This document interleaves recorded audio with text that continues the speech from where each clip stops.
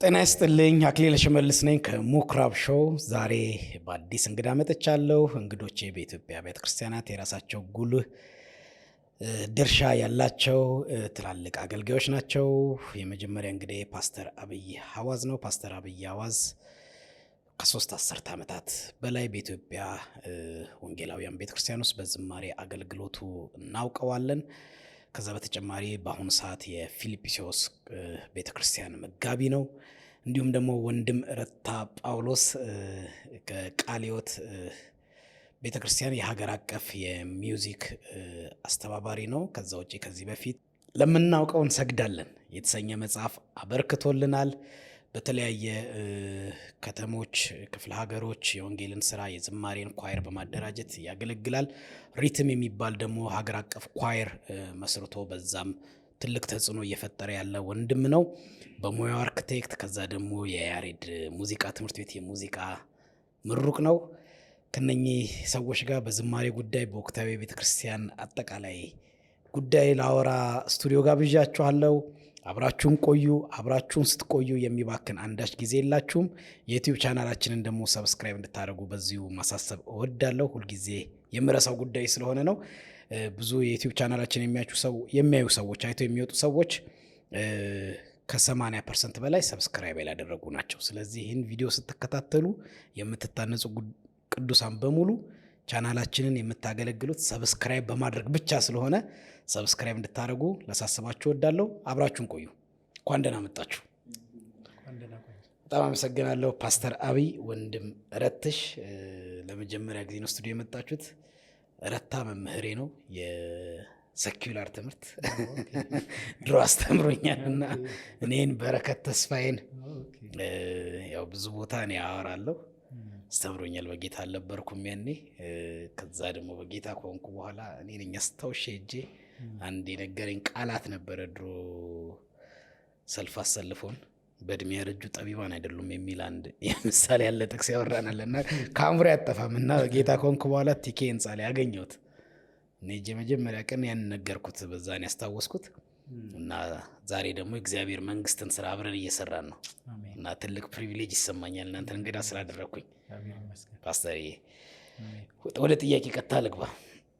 ስለ ፓስተር አብይ በደንብ ድሮ የሚያውቀው እሱ አለ። ሲጀምር መምህር ረታ ያወራልኛል ስለ ዝማሬና ስለ አንዳንድ ጉዳዮች ላወራ ነው የጠሯችሁ። ብዙ ጊዜ ቀጠሮ ይዘናል። በአንድ መድረክ እናንተን ማወያየት ማውራት በራሱ ትልቅ መፍትሄ ያመጣል ብዬ አስባለሁ። በዚህ ስራ ውስጥ ብዙ የቆያችሁና የራሳችሁ አሻራ ስላላችሁ ከዚህ ልጀምር። ፓስተር ለአንተ ጥያቄ አቅርቤ በአሁኑ ሰዓት የኢትዮጵያ ውስጥ ያለውን የዝማሬ አገልግሎት እንዴት ታየዋለህ? አስቀድሜ ስለጋበዝከኝ እጅግ በጣም አድርጌ አመሰግናለሁ። በተለይ ደግሞ በጣም ከምወደውና ከማከብረው ትልቅ በዝማሬው ዓለም ላይ ትልቅ ተጽዕኖ እየፈጠረ ካለው ከወንድሜ ከረታ ጋር ስለጋበዝከኝ ክብር ይሰማኛል። ረትሽ በጣም ደስ ብሎኛል ስላገኘው። እግዚአብሔር ይባረክ። እንግዲህ ለመጀመሪያ ያክል ያው ምናልባት ጥያቄ እንደሚመስለኝ በዝማሬ አቅጣጫ ስላለው የዘመኑ የዝማሬና የአምልኮ አገልግሎት ላይ ነውና እንግዲህ የአምልኮና የዝማሬ አገልግሎትን ጥያቄህን በመጀመሪያ ደረጃ ሳየው ያው ከዝማሬ ጋር የተያዘውን አምልኮ እንደሆነ አስባለሁ። ምክንያቱም አምልኮ በጣም ሰፊ ሀሳብ ነው። ብቻውን አምልኮ በጣም ሰፊ ሀሳብ ነው። አምልኮ በምንልበት ጊዜ ሁለንተናዊውን አምልኮ የሚያመለክት ነው። ከህይወት የሚሰርጸውን፣ ከህይወት የሚወጣውን፣ ከኑሮ የሚወጣውን አምልኮ ይሄ 24/7 የምንኖረውን ኑሮ የሚያመለክት ነው። እሱኛው አይነቱን ነው ሰፊውን ጠቅላላውን ሊያሳይ የሚችል ስለሆነ ማለት ነው እና የዝማሬ ግን ይሄ ከጠቅላላው አምልኮ ውስጥ ቁንጽሏ ናት ማለት ነው። የዝማሬ አምልኮን በምንልበት ጊዜ ማለት ነው እና ሌላው ደግሞ አምልኮ በምንልበት ጊዜ ዝማሬ ብቻ አይደለም አምልኮ፣ መስጠትም አምልኮ ነው፣ መጸለይም አምልኮ ነው፣ ቃሉንም መስማት አምልኮ ነው። ስለዚህ አምልኮ ሰፊ ሀሳብ ነው እና አሁን ነቅሰን የምናያት ከዝማሬዋ ጋር የተያያዘውን መሆኑን አድማጮቻችን እንዲያጤኑልን እሻለሁ። ይሄ ከዝማሬ አምልኮ ጋር የተገናኘውን በምናይበት ጊዜ እንግዲህ ያው የዝማሬ አምልኮ ከህይወት የወጣ መሆን አለበት። ሁልጊዜ ህይወታችን ጋር የሚመጣጠን ወይም ከህይወታችን ጋር የሚጣጣም መሆን መቻል አለበት ዝማሬው። ምክንያቱም የእግዚአብሔር ቃል ክሊር ካት የሚያስቀምጠው ነገር አለ። ይህ ህዝብ በከንፈሩ ያከብረኛል ልቡ ግን ከኔ የራቀ ነው ይል ብሎ ክሊር ካት አስቀምጧል። ስለዚህ አፋዊ ብቻ ከሆነ አንደበታዊ ብቻ ከሆነ ከህይወት ካልወጣ ከልብ ካልወጣ ትክክለኛ አምልኮ ሊሆን አይችልም ማለት ነው። ስለዚህ የዝማሬ አምልኮ የምንመዝነው ከህይወታችንም የወጣ ህይወታችንን የሚመጥን መሆን አለበት ማለት ነው። ስለዚህ የምንዘምረው ዝማሬና ህይወታችን የተጣጣመ ሊሆን ይገባል፣ የተቀራረበ የተመሳሰለ ሊሆን ይገባል ነው። ግን ደግሞ ይህን በምንልበት ጊዜ ሁልጊዜ የምንዘምረው ዝማሬ ከህይወት ጋር ሊጣጣም ይችላል ወይ? አንዳንድ ጊዜ ከህይወታችን ጋር የተራራቁ ነገሮችንም ልንዘምር እንችል ይሆናል። ግን እሱን በምንዘምርበት ጊዜ ውስጣችን በተማጽኖ መሆን አለበት። ያንን ዝማሬ በምንዘምርበት ጊዜ ህይወቴና ዝማሬው ካልገጠመ እግዚአብሔርን እየተማጸንኩ ወደዛ ለማደግ እየተመኘው እዛ ጋር ለመድረስ ባለ ልባዊ እንትን ውስጥ ሆኖ መዘመር ይቻላል። እሱ ያጣጥመዋል ለማለት ፈልጌ ነው። በእንደዚህ አይነት መልኩ የሚቀርቡ የዝማሬ አምልኮችን ለማመልከት ነው። እንግዲህ ወደ ዘመናችን የጉባኤ የዝማሬ አምልኮ በምንመጣበት ጊዜ እንደኔ እይታ በጣም በጣም ደስ የሚሉ እጅግ እግዚአብሔርን እንድናመሰግንበት የሚያስገድዱን በቤተ ክርስቲያን ውስጥ የምናያቸው የዝማሬ አምልኮች አሉ። በጣም በጣም እግዚአብሔርን የምናመሰግንበት ጌታ ሆይ ቴንኪዩ ስለዚህ አምልኮ በቤተ ክርስቲያን ውስጥ ስላለው የዝማሬ አምልኮ ብለን ጌታን የምናደንቅበት የምናከብርበት የምናመሰግንበት አለ። ይሄ አለ። በተመሳሳይ በተቃራኒው ደግሞ የምንፈራበት ወዴት እየሄድን ነው የምንልበት የምንጨነቅበት ይሄ ነገር የት ጋር ሊሄድ ነው ደግሞ ብለን የምንሰጋበትም አለ እና እኔ በዚህ ዘመን ያለውን በቤተ ክርስቲያን ውስጥ ያለውን የዝማሬ አምልኮ እንደዛ ነው ማየው። ደስ ከሚሉት መካከል እንዲያው ለመጥቀስ ያክል ብንነሳ ለምሳሌ ዘማሪዎቻችን እየበዙልን መጥተዋል። ይሄ በጣም እግዚአብሔርን የምናመሰግንበት ነው። ድሮ በጣም በጣት የሚቆጠሩ ዘማሪዎች ናቸው በሀገር አቀፍ ደረጃ የሚታወቁ ዝማሬን ይዘው የሚመጡ በጣም በጣት የሚቆጠሩ ነበሩ። አሁን እንዳሸን ፈልቷል ብል ማጋነን አይመስለኝም። በጣም ደስ ይላል እና በጣም ብዙ ዘማሪዎች ተነስተውልናል እና ይሄ እግዚአብሔርን የምናመሰግንበት ነገር ነው። መልእክታቸውንም በምንመለከትበት ጊዜ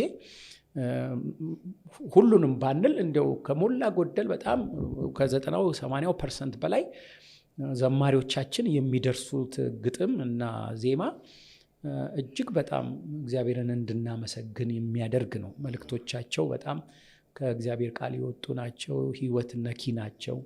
እግዚአብሔርን እንድናከብር የሚያደርጉም ናቸው እና በዚህ እግዚአብሔርን በጣም የምናመሰግንበት ነው ብዬ እኔ እመለከታለሁ። ሌላው በጣም እግዚአብሔርን የምናመሰግንበት ከአምልኮ ጋር በተያያዘ ከዝማሬ አገልግሎት ጋር በተያያዘ ሙዚቀኞቻችንም ምናልባት በኋላ ረታ በዚህ ብዙ የሚለው ሊኖር ይችላል። ሙዚቀኞቻችንም በስተውልናል። እጅግ በጣም በቁጥር እየበዙ ነው። ከዘማሪዎች ባልተናነሰ አሁን በጣም ብዙ ሙዚቀኞች አሉ። እኔ አስታውሳለሁ ፌዝ አርሚ ቤተክርስቲያን በተቋቋመ ጊዜ በነበረው ጊዜ ላይ በጣት የሚቆጠሩ ሙዚቀኞች ስለነበሩ እነሱን ፈልጎ ማግኘት እና መያዝ በጣም ከባድ ነበረ እና ጥቂት ስለነበሩ ማለት ነው። እና አሁን ግን አይታችሁ ከሆነ በየትኛውም ቤተክርስቲያን ሁሉም ጋር ሙሉ ባንድ አለ። ሙሉን ሙዚቃ እና የሚጫወቱ አሉ። እሱም ብቻ ሳይሆን የሙዚቃ ክህሎትም በጣም አድጓል። ከማውቀው እጅግ በጣም አድጓል እና ይሄ እግዚአብሔርን ከምናመሰግንበት ነው። ወደ ህዝቡም ስንመጣ ህዝቡንም ስንመለከት ደግሞ እግዚአብሔርን የምናመሰግንበት የአምልኮ የዝማሬ አምልኮ አለ። ህዝቡ በጣም ከዝማሬ ጋር ተቆራኝቶ ተያይዞ እንመለከታለን እና በጣም ብዙ ሰው የዝማሬን አገልግሎት ይወዳል፣ ይፈልጋል፣ ይራባል፣ ይጠማል። ይሄ እግዚአብሔርን የምናመሰግንበት ትልቅ ኳሊቲ ነው ብዬ ነው እንትን የምለው። በተለይ one of these days ወጣቶቻችንን ስናይ እንግዲህ አገራችን ያው ብዙ 70% በላይ ወጣት ነው አይደል ስታስቲካሊ ይባላልና በቤተክርስቲያኑም የሚበዛው ወጣት ነው እና ወጣቶቻችን እጅግ በጣም ተመስጠው ለእግዚአብሔር በዝማሬ ሲቀርቡ ሲያመልኩ ማየት ልብ የሚነካ ነገር ነው እና እግዚአብሔርን የምናመሰግንበት ነገር ነው። በቤተክርስቲያን ውስጥም ደግሞ አምልኮ የዝማሬ አምልኮ የተሰጠውን ስፍራ ያገኘውን ቦታ ስንመለከትም እግዚአብሔርን እንድናመሰግን የሚሆንበት ነው። አሁን እንደ ሌሎች አገልግሎቶች እኩል ቦታ ተጽዕኖ የሚፈጥር ነው። እግዚአብሔር የሚጠቀምበት የሚያልፍበት የሚሰራበት ነው ተብሎ በመሪዎችም በቤተክርስቲያን ውስጥም ሰፊ ጊዜ ሰፊ እንትን ተሰጥቶታል ብለን የምታምነው ፓስተር እንደዚሁ ላይ? አዎ እኔ አምናለሁ። ሌላ እይታ ስላለ ነው ቤተክርስቲያን አሁን ያለው ቤተክርስቲያን ላይ እንዲሁም የዝማሬ ፕሮግራምን የአምልኮ ፕሮግራምን እንደ ፕሮግራም ማሟያ ማየት በተለይ አሁን ያሉ ኢመርጂንግ ቸርቾች ላይ ማሟያ ማየት እንዲሁም ቫልዩ አለመስጠት ከቦታው አኳያ ቫልዩ አልተሰጠም። ዛኬ ያሉት ሰባኪዎቹ ነብዮቹ ምናምን እነሱ በደንብ የሚታዩበት ዘማሪዎቹ ግን እንደ ማሟሟቂያ እንደሚታይ አንድ ዘማሪ እዚህ ጠርቻው እንዲያለኝ አለ እንዲሁም አገልጋዩ እስኪመጣ በደንብ አስረዝመ ዘምር አሉኝ አለ። አገልጋዩ መጥቻለሁ እኮ እኔ ነኝ አልኳቸዋል እና እንደ ፕሮግራም መጠበቂያ ይታያል የሚል ትችት አለ። ወደ በኋላ ምናልባት ከሞላ ጎደል ያልኩት ለዛ ነው። በአብዛኛው ፐርሰንት ሳየው ነው ማቀርበው። እኔ ደግሞ በንጽጽር ነው በፊት ከነበረው ለአምልኮ ለዝማሬ ይሰጥ ከነበረው ጋር ነው እንጂ አሁን አንተ እንደምትለው ሁሉም ቦታ ተመሳሳይ ስፍራ ተሰጥቶታል ለማለት አይደለም። አሁንም ይኖራል እሱ ትችት ሊኖር ስለሚችል እቀበላለሁ እሱን እንትን ማለት ነው። ግን በአብዛኛው ያው እድሉም አይኖረኝም ሁሉም ጋር ሄዶ ማየት። አሁን ቤተክርስቲያንም በጣም ሰፍቷል በስቷል። ስለዚህ ያንዳንዱ ቤተክርስቲያን እንዴት ነው የሚለውን ሳይሆን ግን እንደው በአጠቃላይ እንዲህ አይነት እግዚአብሔርን የምናመሰግንበት ነገር ነው። ጉድለት የለም ማለት አይደለም። ግን ከዚህ ባሻገር ደግሞ ሰፊ ደግሞ የሚታዩ ጉድለቶች ደግሞ አሉ። ይሄ እንዳለ ሆኖ እግዚአብሔርን የምናመሰግንበት ነገር እንዳለ ሆኖ ግን ደግሞ በጣም ዓለማዊነት የዓለም ስርዓት ሰርጾ እየገባ ሞቲቭ ጉዳይ፣ የታይታ ጉዳይ፣ የዝና ጉዳይ፣ የገንዘብ ጉዳይ በአምልኮ በዝማሬ ሰበብ ወደ ቤተ ክርስቲያን እየገቡ ያሉ ወዴት እየሄድን ነው? ማቆሚያው የት ጋ ነው? ማረቂያው የት ጋ ነው ብሎ በጣም ፍርሃት ስጋት ውስጥ ደግሞ የሚከቱን ነገሮች አሉ። ቅድም እንዳልኩት ከህይወት ጥራት ጋር በተያያዘ ዝማሬው ጋር ብቻ መሆን፣ ግጥሙ ጋር ብቻ መሆን፣ ሙዚቃው ጋር ብቻ ትኩረት መስጠትም አለ። ይሄም በስፋት የሚታይ ነው። አካላዊ እንቅስቃሴ ላይ ብቻ ትኩረት መስጠትም አለ። ይሄ በስፋት የሚታይ ነው እና እንግዲህ በኋላ ላይ በስፋትም ነቅሰን እንትን ማለት እንችላለን። እኔ በአጠቃላይ ሳይ መልካም ጎንም አለው፣ እጅግ ደግሞ የሚያስፈራም ነገር አለው ማለት ነው። አመሰግናለሁ ፓስተር። ወንድሜ ረትሽ ወደ አንተ ልምጣ። ሀሳባችን ላይ ብዙ ጥያቄዎች ስላሉን ኮንስኬቲቭ አሁን ፓስተር ካነሳልኝ የምንወያይባቸው ሌሎች አጀንዳዎች አሉ። ስለዚህ የሚወልዱ ጥያቄ ስላሉ አድሬስ እያደረግ ነው እንሂድ። ተመሳሳዩን ጥያቄ ለአንተ ላቅርብ። የዚህ ዘመን ቤተክርስቲያን ላይም በደንብ አክቲቭሊ እንግዲህ እየዞርክ በየቀጠናው ክፍለ ሀገሩም ገጠሩም ታሰለጥናለህ፣ ኳየር ታደራጃለህ፣ ራስም ታገለግላለህ። አዲስ ያለ እንትን እንደ ዝማሬ የዘመኑን አገልግሎት እንዲሁም ፓስተር አንድ እንዲነካልኝ የሚፈልገው ከጥንቱም ናሬቲቭ ብሰራልኝ ደስ ይለኛል። ከበፊቱ ልዩነቱን አፕሪሺየት አድርገሃል፣ ግን በፊት ከነበረው ከዲሲፕሊን አኳያ እሱ እናወራለን። በአንተ እይታ ግን እንዴት ታየዋለህ የዘመኑን ቤተክርስቲያን ውስጥ ያለ ዝማሬ አገልግሎት? አመሰግናለሁ። መጀመሪያ እንዲህ እንደ መጀመሪያ ንግግር መክፈቻ ለማድረግ በጣም አመሰግናለሁ። ምኩራብ በጣም ትልቅ ስራ እየሰራ እንደሆነ እያየን ነው። እግዚአብሔር አሁን የሚያስባችሁ በደንብ ትልቅ አሻራ ነው። በኢትዮጵያ ቤተክርስቲያን ታሪክ ውስጥ የሚፋቅ ታሪክ አይሆንም ይሄ ብዬ አስባለሁ። ምክንያቱም አንድ ዘመን ላይ ትውልዱን ለማንቃት ሰዎችን ለማስተማር መቼም አላማ አድርጎ የያዘው የራሱ ሚሽን ይኖረዋል እና ሰዎችን ከእግዚአብሔር ጋር የበለጠ ለማስተዋወቅ ነው የኛ ሁሌ አላማችን። ያንን ስራ መስራት ስለሆነ አንጻራችን ግን ይለያያል እና በዚህ በኩልም እየተሰራ ስላለው ስራ እግዚአብሔርን አመሰግናለሁ። አንተንም በርታ ለማለት እወዳለሁ። ውድ ተማሪ ማለት ተማሪ አድጎ ሃይስኩል እኔ አላውቀውም ነበረ፣ ግን አስተምረኛል ብሏል። ብዙ ልጆች ስለሆኑ ሳስተምር እንግዲህ አላውቅም ነበረ። ቴክኒካል ድሮይንግ ነበር ማስተምር። ለዛ አመሰግናለሁ። በሁለተኛ ደረጃ ደግሞ ፓስተርን በጣም ቴንኪዩ ማለትም በዚህ ሰዓትም እውነት ከሱ ጋር ለመቀመጥ ወደኋላ ሄጄ ሳስብ ያው እግዚአብሔር ለካ አይጥልም ሰውን። እግዚአብሔር ለካ ዘመን አለው የራሱ። አስቤ አልሜ አላቅም። እኔ በሱ አገልግሎት ስገለገል በጣም ተማሪ ነበርኩኝ። የሱም ቤተሰብ እንዳለ ነው። ያው የሐዋዝ ቤተሰብ ያው ከልጅነት ጀምሮ ሆሳናን ያደግኩት። ከዛ ጀምሮ ያው ሐዋዝ የሚል ስም ያው እንዳልካቸው ሐዋዝ፣ እንድሪያስ፣ ሐዋዝ እያለ ይመጣና በጣም በጸጋቸው የኢትዮጵያ ቤተክርስቲያን የተገለገለችበት ቤተሰብ ነው፣ እንደ ቤተሰብ ማለት ነው። እና ለእኔ ሞዴሌ ነው፣ ኮቼ ነው። ፓስተር እንድሪያስ ራሱ እዛው አሜሪካ ሆኖ እንኳን በብዙ እንገናኛለን፣ በብዙ ነገር ጠቅሞኛል። እና ፓስተር አብይ አንድ የማረሳው ነገር አለ። 2005 ዓ.ም ላይ እኔ ያን ጊዜ ምርጦቹ 7000 ነበር የማገለግለው። ሙዚቀኛ ነኝ። ረጅም ዓመት ያው ኪቦርዲስት ሆኜ ከኳየር ጀርባ ከዘማሪዎች ጀርባ ነው ማገለግል የነበረውና ያማሃ የሚባለው ኪቦርድ እንግዲህ የትኛውም ቨርሽን እኔ ጋር ያልደረሰ የለም።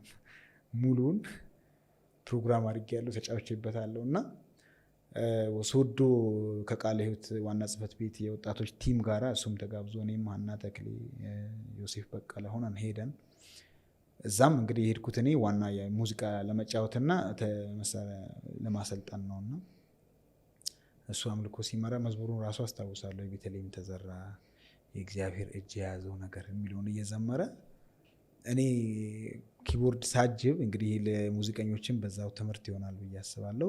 ሳጅብ ግዳጅ እንደመወጣት መሳሪያውን አይደለም፣ በጣም ኤንጌጅ ያደርጋለሁ ከዘማሪው ጋር ማለት ነው። የሚለውን መልእክት መስማት ፈልጋለሁ። እሱ በጣም ሴሌብሬት እያደረገ ከሆነ እኔም አብሬ ነው ሴሌብሬት ማድረገው። ሲዘል የሱን አዘላለል እየዘለልኩ የሚጫወትበት ጊዜ አለ ማለት በትክክለኛ በመንፈስ ማለት ነው። እና እሱ እያስመለከ እያዘመረ እያለ ዞር ብሎ ሲያየኝ እኩል ከሱ ጋር እያሸበሸብኩ ነው፣ ግን ኪቦርዱን አልሳሳትም ማለት ሪትሙም አይጠፋም። በጣም ተገረመ እና ስንወርድ ማነ ኬት ነህ አንተ? ይት እንዴት አላውቅህም? በጣም የሚገርም ነው የምትጫወተው፣ አብረህ ደግሞ እየዘመርክ። በጣም ተገረመ። እንደዚህ ነው ሙዚቀኛ አለ ብሎ በጣም እንትናል። ከዛ በኋላ ነገርኩት እና እዛ ጋር ተግባባን። ከዛ በፊት ያው ባይብል አርሚ የቀድሞ ፌዝ አርሚ አሁኑ ባይብል አርሚ በመገልገል ነው ሁሌ ቢመጣ ያው ሺህ ጊዜ ሺህ የሚለው መዝሙር አልበሙ ሙሉ ሲያዘምር ሲሰብክ በቃ እንደዛ ነው የምናቆርሻ ሰብል ምናምን። አሁን ግን በአካል ስለተገናኘን ነገርኩትና የዛን ጊዜ እኔ በጣም ትልቅ ፈተና ላይ ነበርኩ። ያሬድ ተመርቄ ገና 2ኛ ዓመቴ ነው። ተመርቄ ከወጣሁ በኋላ በጣም ነው የደነገጥኩት። የደነገጥኩበት ምክንያት ያው ቤተክርስቲያን ውስጥ ፕሮፌሽናል ሚውዚሽያንሺፕ በጣም ገና ስለሆነ 5 ዓመት ተምሬ ኦልሞስት የሚውዚክ ኢንጂነሪንግ ነው የሚባለው ኦርኬስትሬሽን፣ ኳየር፣ እንትን ፖሊፎኒ ተራቀን የወጣ ነው ከያሬድ ማለት ነው። ማለት ብዙ ነገር ተምረን ማለት ነው። ስንወጣ የት እንግባ ማለት ምን ላይ ሄደን ነው መንገባው ሲባል እዛው ኪቦርድ ላይ የተመለስኩት እዛው ወርሺፕ ላይ ነው በቃ። እና ከብዙ ነገር አንጻር ከፋይናንስም ካለህ ያለህን አቅም ከማውጣትም አንጻር ያው ይሞከራል። በተለይ እኔ የነበርኩበት አጥቢያ ጥሩ ነው ሪላቲቭሊ። በጣም ፓስተር አቢ በጣም ሰፖርት ያደርግ ነበር እንደ አይነት ነገሮችን። እንደውም እሱ ስለሆነ ነው እኔ እዚህ መድረስ የቻልኩት ብዬ አስባለሁ እንጂ በኢትዮጵያ ቤተክርስቲያን በጀነራል ሲታይ ለሙዚቀኛ ያለው ለፕሮፌሽናሊዝም ያለው ነገር አስፈላጊ ለምን መማር አስፈለገ እስከምትል ድረስ ነው። እና በጣም ዲፕሬስድ ሆኜ በጣም ብዙ ፈተና ውስጥ በነበርኩበት ጊዜ ይህንን ትንሽ ስነግረው ሳትነግረኝ ራሱ ተረድቻለሁ አለኝ እና ጸለየልኝ። ሲጸልይልኝ አንድ መልእክት ነገረኝ። እግዚአብሔር እያስተማረህ ነው፣ ይኸውልህ ምንም ሳትነጫነጭ ሳታንጎራጉር ይህንን የትምህርት ጊዜ እለም። አልጨረስክም አለኝ። ትምህርት አልጨረስክም። በጣም ነው የተጽናናሁት። በእውነት ነው የምልህ። በጣም እስከዛሬ የሚያረሳሁት ለምንድን ነው አሁን ላለሁበት የአገልግሎት ተቀባይነት ሊሆን ይችላል ዋቴቨር አሁን ላለሁ በጣም ደስተኛ ሆኜ ነው የማገለግለው ኢትዮጵያ ቤተክርስቲያን። ለኢትዮጵያ ቤተክርስቲያን መስጠት ችያለሁ። በቃ ሰዎች ተረድተውኛል። በተወሰነ የሚቀር ነገር አለ በጣም የተወሰነ ናሽናሊ ሰዎች እያዳመጡኝ ነው ብዬ አስባለሁ። እና ይሄ እግዚአብሔር ያደረገልኝ ነገር ነው። ያን ጊዜ የነገረኝ መልእክትና የጸለየልኝ ጸሎት አይረሳም። ቴንኪዩ ለማለት ነው። በዚህ ጊዜ አበረታተኛል። በዛን ጊዜ በቃ ምንም እንትን ሳትል ቀጥልበት፣ እግዚአብሔር የራሱ ቀን አለው ነው ያለኝ። ቀን አለው፣ ምንም ጥርጥር የለኝም አንተ ትክክለኛ ፖዚሽን ላይ እንደምትቀመጥ እና እንደምታገለግላለኝ እና በዚህ ቴንኪዩ በማለት ወደ ጥያቄው ባጭሩ ሄዳለሁ። እኔም በዚህ ዘመን ባለው የዝማሬ አምልኮ በሚውዚክ ኤሪያ ላይ ባለው ነገር ላይ ተመሳሳይ ነገር ነው ፓስተር እንዳለው። መቼም በዚህ በሎጂክ በሚባል ትምህርት ሃስቲ ጀነራላይዜሽን ምንድነው ፋላሲ ኦፍ አናሎጂ ወይም ደግሞ ሪሌቫንስ የሚባሉ ነገሮች አሉ።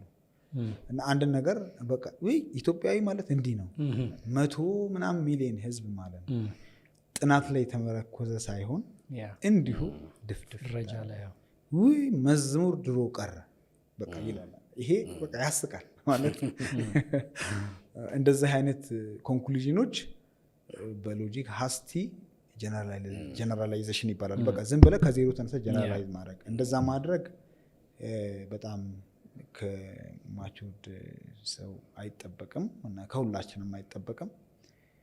መልካም ጎኖች በጣም እንዳሉ አሁንም ይሄም በጥናት የተመረኮዘ አይደለም። ይሄን ያህል ፐርሰንት ይሄን ያህል ጥናት አጥንተን እንደዚህ ያህል ዝማሬ ይሄን ያህል ቸርች ጤናማ ነው ይሄ ችግር አለ ማለት አሁንም አልደረስንም።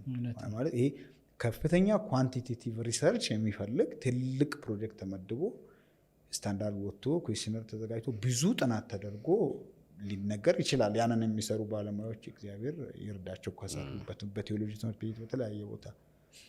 እኛ ግን አሁን የምንለው ምንድነው እንዲሁ ምናየውን ስናገለግል ሰርቬ የምናደርገው ነገር ስናየው ያሉትን ነገሮች በጎ ነገሮች አሉ። በጣም እንደተባለው ዘማሪዎች በጣም በስተውልናል። እኔ ከምንም ጊዜ በላይ የሚገርመኝ ታምራት ኃይሌ ጋር ባለፈው አንድ ዲስከሽን ላይ ጠቆም ያደረገኝ ነገር አለ።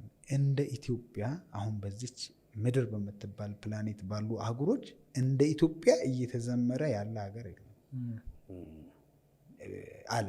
ማለት ብዙ ቦታ ስለሚዞር መሰለኝ በተለይ አዲስ መዝሙር ሌሎች ሀገሮች አሁንም አሜዚንግ ግሬስ ነው። ሌሎች ሀገሮች አሁንም ዳንሲንግ ማይ ሶል ማለት ያንኑ ወደ ሌላ ነገር እየቀያየሩ ነው እንጂ አዲስ ኦሪጂናል መዝሙር ብርቅ ሆኗል በዓለም በተለይ ባደጉ አገሮች እና የቀድሞውን እያነሱ ነው የሚዘምሩት። እኛ ሀገር ደግሞ አንድ ዘማሪ ተነስቶ 26 ትራክ 23 ትራክ አዲስ መዝሙር ነው ፕሮፌሽናል ያለው ነገር ነው። የሚገርም ነው እና ከዛ ደግሞ የዘማሪዎቹ የድምፅ ውበት እንዴት እንደጨመረ የሙዚቃ ብቃት ታለንትድ የሆኑ ተጫዋቾች የሚያስደነግጡ በዙ ኢትዮጵያ ውስጥ በቃ የሚገርም ነገር ነው። ምድሪቱ ደግሞ መዝሙር ነው የምታወጣው። ያለንበት ብዙ ፈተናዎች አሉ፣ ግን መዝሙር ነው እየወጣ ያለው። ይገርማል። እና በኮቪድ ጊዜ መዝሙር ብዙ ወጥቷል። በጦርነቱ ጊዜ ሁሉ መዝሙር ብዙ ወጥቷል። እና ይሄ የሚገርም ነው። በአንድ በኩል የመዝሙር ብዛት፣ የዘማሪዎችም ማለት ፕሮፌሽናል የሆኑ ሙዚቀኞች መብዛት፣ ከትምህርት ቤት ራሱ ግራጁዌት እያደረጉ ያሉ ሙዚቀኞች ብዙ ናቸው። ይህ ደግ አቅጣጫ ነው። በዚያው ደግሞ በጣም አስፈሪ እና የተቀላቀለ ነገርም ይታያል። ምንም የማንክደው መቼም። በነገራችን ላይ እንደዚህ አይነት ይሄ ባይናሪ የሆኑ መልካምና እንትን ከጥንትም ነው። በኢየሱስ ዘመንም ነበረ፣ በሐዋርያትም ነበረ፣ በኤርሊ ካቶሊክ ቸርች፣ ኤርሊ ክርስቲያኒቲ ሁሌም አለ። ፓራሌል ነው የሚሄደው። ግን ያው በየዘመኑ ህዝብ እየጨመረ ቴክኖሎጂው ሲበዛ መልኩ እየተቀየረ ያው እንጂ ፐርፌክሽን በዚህ ምድር ላይ ይኖራል ብዬ አላስብም። እና የእኛም ሚና መሆን ያለበት ሁልጊዜ በጎ ነገሩን ለማብዛት ያህል መጣጣር ነው እንጂ አናጠፋም። አንዳንድ ሰዎች ይስታሉ፣ አንዳንድ ደግሞ እግዚአብሔር በዘመን መካከል ደግሞ የሚስተውን የሚመልሱ የሚያስተካክሉትን ደግሞ ያመጣል። ለገዛ ሌላም ይስታል። ዛሬ ደግሞ ደግ ያልከው ነገ ያበላሻል። እንደዚህ እያለ ነው የሚቀጥለው። በዝማሬ ኤሪያ ላይ የማያቸው ችግሮች አንደኛው በመዝሙሩ በአርቱ ኤሪያ ላይ የማየው ነው። ቴክኒካሊ በጣም እንዳለው ተሰጥኦ እንዳላቸው ዘማሪዎች አላደገም ጥበቡ ብዬ አስባለሁ። እንዳለው ኦፖርቹኒቲ ዘመኑ እንዳመጣው ኦፖርቹኒቲ እና የትምህርትና የኢንፎርሜሽን ኤቭሪቲንግ ቮካል መማር ይቻላል ኦንላይን፣ ጊታር መማር ይቻላል ኦንላይን። ምንም ነገር ባልነበረበት ዘመን የነበሩ መረጃ የሌላቸው ሰዎች የሚሰሯቸው አንዳንድ የሙዚቃ ስራዎች እስኪገርምን፣ በዚህ ጊዜ ደግሞ እየደከመ ዜማ ከዜማ እየተወራረሰ ከመዝሙር ሳይሆን ከዘፈንም ከሌሎች ዓለማዊ ሙዚቃዎችም እንትን እያለ መምጣት፣ እንደገና ደግሞ አኮስቲክ የሆነው ነገር ያው እየጠፋ መምጣት።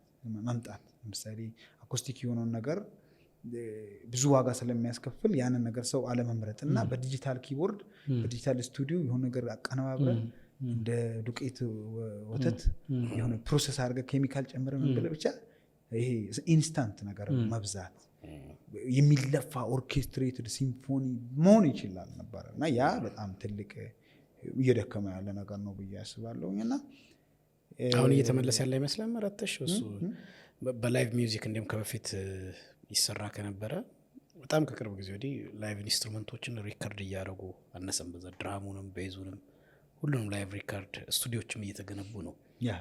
በጣም ሪሰንት ይርስ እሱ እንደ ጠንካራ ጎን ይነሳና ዋይናት እንደ ኦርኬስትራ ዋይናት እንደ ሲምፎኒ ምክንያቱም ይቻላል። አታንድ ነው ያለው። ብዙ ቫዮሊኒስቶች ተምረዋል። ግን አሁን እንደ ቫዮሊን እንደ ቼሎ ያሉ መሳሪያዎችን ኢግኖር እያደረግ እንትኑስ ገደብ ያለ ፖፕ ኢንሰምብል ማለት ለሱ ደግሞ እንደ አንድ ዘማሪ አንድ ስቱዲዮ ገብቶ አንድ መዝሙር ላይቭ ምናምን አድርጎ ዛሬ ለመስራት እስከ 30 ሺህ ብር እየጠየቀው ነው። ከዛ እነኚህ ነገሮች ይሄን እንኳን ኖርማል ስቱዲዮ ዝም ብሎ ለሚያቀናብሩትም ብዙ ብር ይጠየቃል እና ከዛ ቪዲዮ ክሊፕ በጣም ብዙ ነው ምናምን ብዙ ብር ስለሚያወጣ ቪዲዮ ይወደዳል። ከዛ አሁን አንተ የምትላቸው መጨመር ሌላ አካላት በጉዳዩ የሚሳተፉበት ካልሆነ ዘማሪው በራሱ ያን ማድረግስ ይችላል።